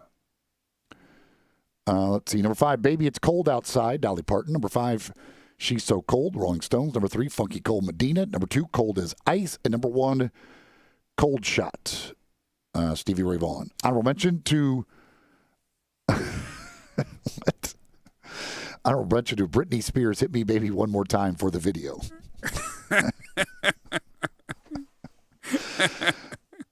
John on Facebook, Cold as Ice, Cold Shot, Warm Beer and Cold Women by Tom Waits, Cold Cold Ground by Tom Waits, and Cold Water by Tom Waits. And our fun fact of the day about Tom Waits, he won 2 Grammy Awards, 1992 and 1999. Fun fact, he sung every song ever made. Honorable mention, by the way, from John to Cold Turkey by John Lennon. Happy Thanksgiving. Very nice. Let's see here. Bobby on Facebook. Too Cold at Home, Mark Chestnut. Cold, Cold, Cold by Cage the Elephant. Number 3, Colder Weather. Number 2, Cold Hearted.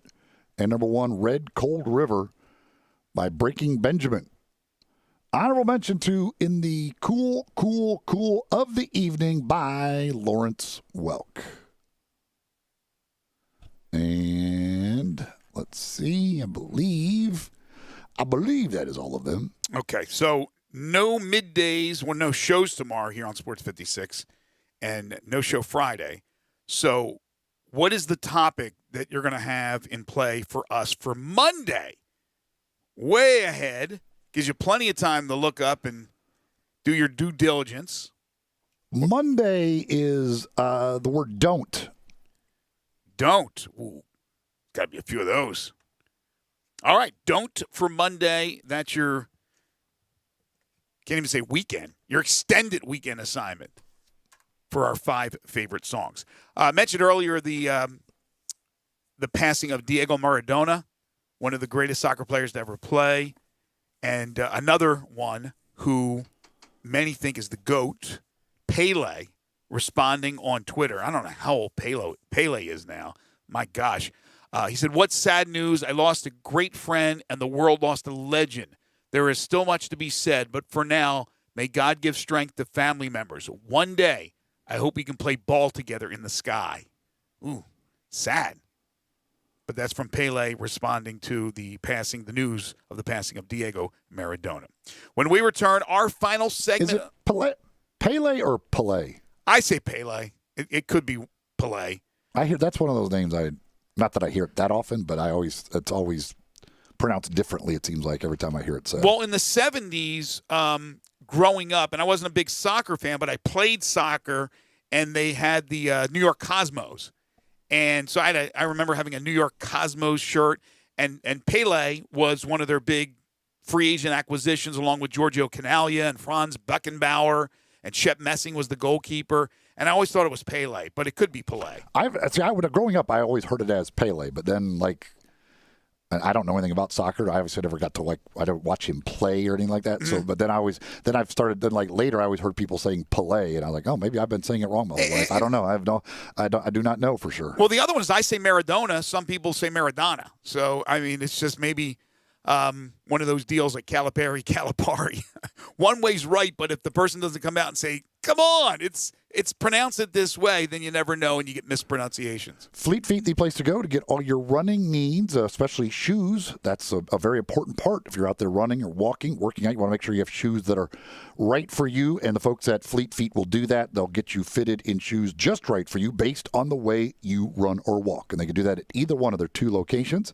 East Memphis, Laurelwood Shopping Center next to Panera Bread Company, out in Collierville at Poplar and Houston Levy next door to the Hueys.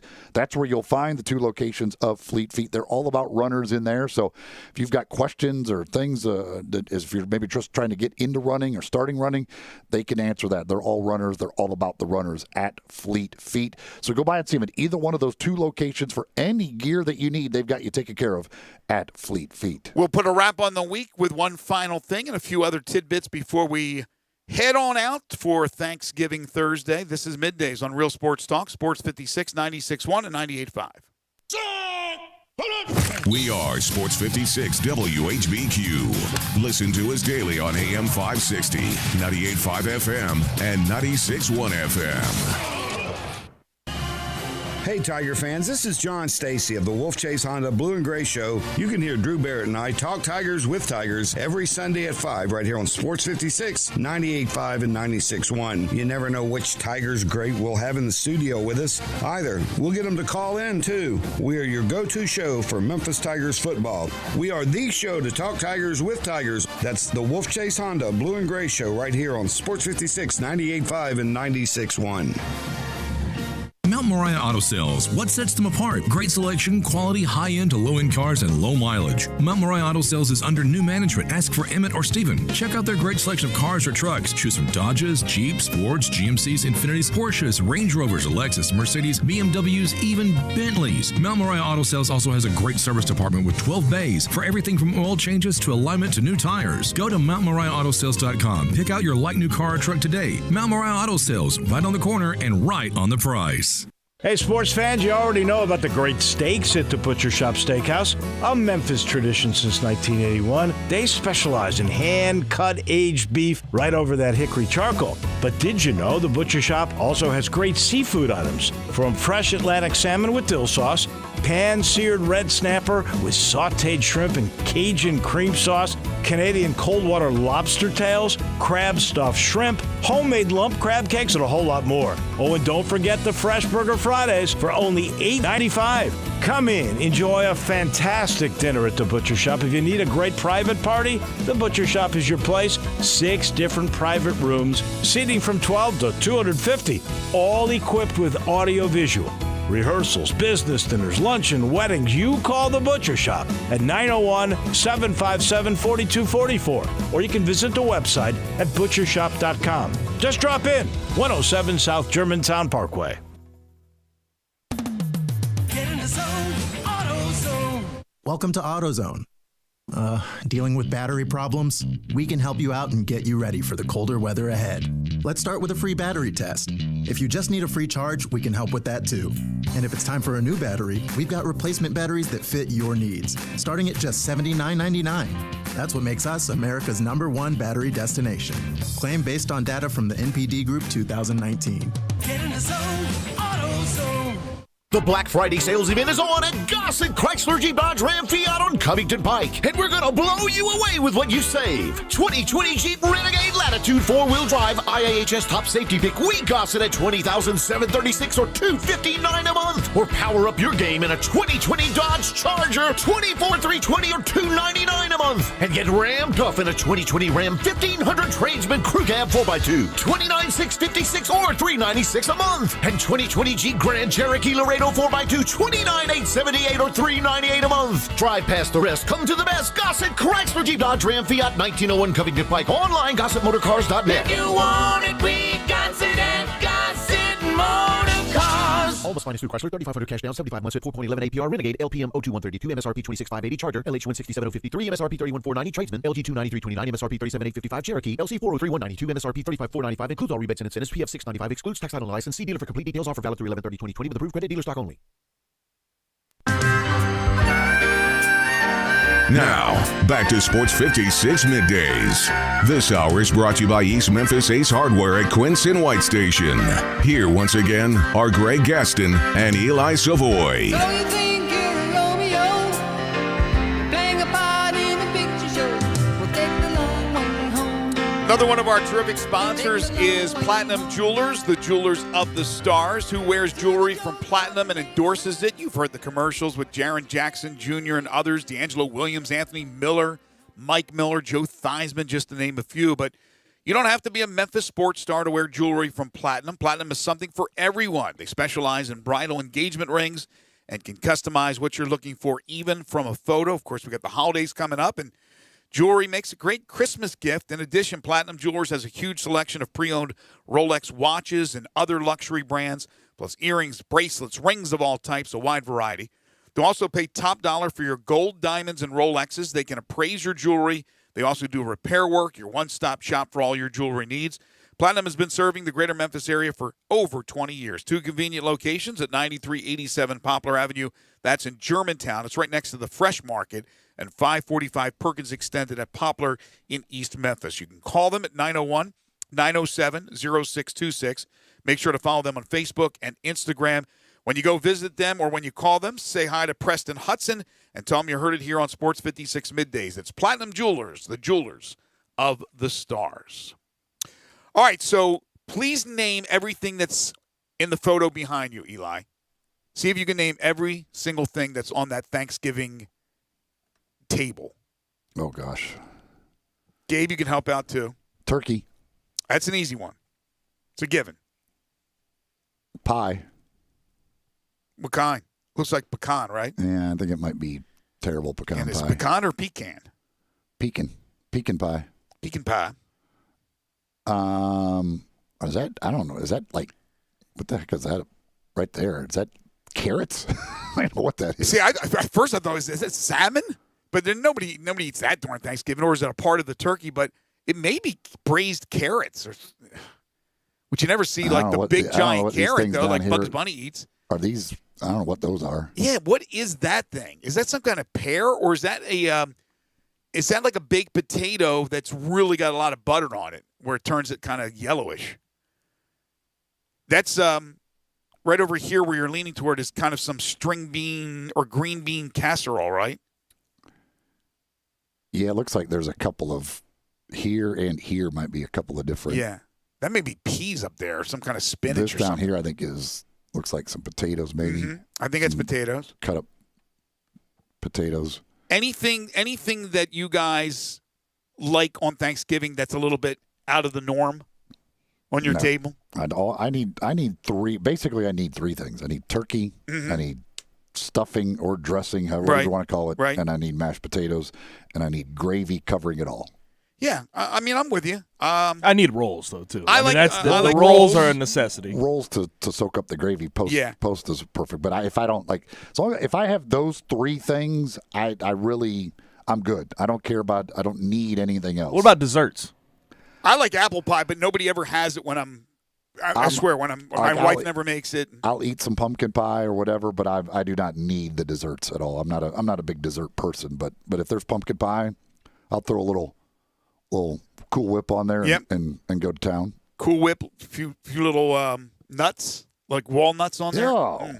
The hell are you doing? No, come on, man. I'm telling you, I'm in the majority. I've never heard of that. What in the world are you doing? Sprinkle some walnuts in there with the Cool Whip on top of a piece of pie, whatever the pie may be. What in the hell are you doing? Oh, no, believe me. I'm not on an island. I mean, I've never heard of it, but it can't be that bad. I've never heard of that. You never heard of sprinkling a few nuts on a pie? Piece of pie? Never seen come or on. heard of that. Help me out, folks. I know we're running out of time here, but come on. I know people do that. You must be nuts if you're doing that. I am nuts, though. Time now for one final thing. Before Greg and Eli get out of here for the day, they each have one final thing they think you should know to make it through the rest of your day. So here are Greg and Eli with one final thing. So even though the Vanderbilt-Tennessee football game was postponed, Vanderbilt's playing this weekend. They're playing against Missouri. They have been ravaged by COVID-19. In fact, a number of their team's specialists are in quarantine. So that may open the door for Sarah Fuller to be the kicker in this game.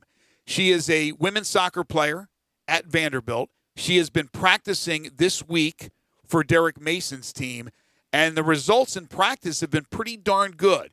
Enough for Derek Mason to say on a local radio station, not only did they confirm she's working out with the team, that she may handle the kickoff duties or the kicking duties, saying, quote, Sarah's an option. She seems to be a pretty good option. So that would be really, really neat if that came to fruition and we ended up seeing Sarah play. I don't think any female has ever played at this level in Power 5 games across the board. There have been women who have kicked and played in other levels of football at the college level, but in different divisions, but not at this level. That would be something else. Yeah, that'd be really cool. That'd be very, very interesting. No doubt about that. If you're into watching old men fight, don't forget this weekend is the Mike Tyson-Roy Jones Jr. fight. Although, Gabe, you were telling me they're not even going to have an actual winner, right? They will not actually have a winner. They will keep score of it, but they will not actually announce a winner. So you can't bet on this then? You cannot bet. Oh, I thought it was easy. Well, I mean, money with unless you got like a offshore, No, illegal I account. do- If you I got do an think- illegal account, go I do for things it. legal, my friend. Tyson's going to destroy Roy Jones Jr. If they really care, and it seems like Tyson really cares, and I know Roy Jones Jr. in his prime was great, Tyson's going to destroy him.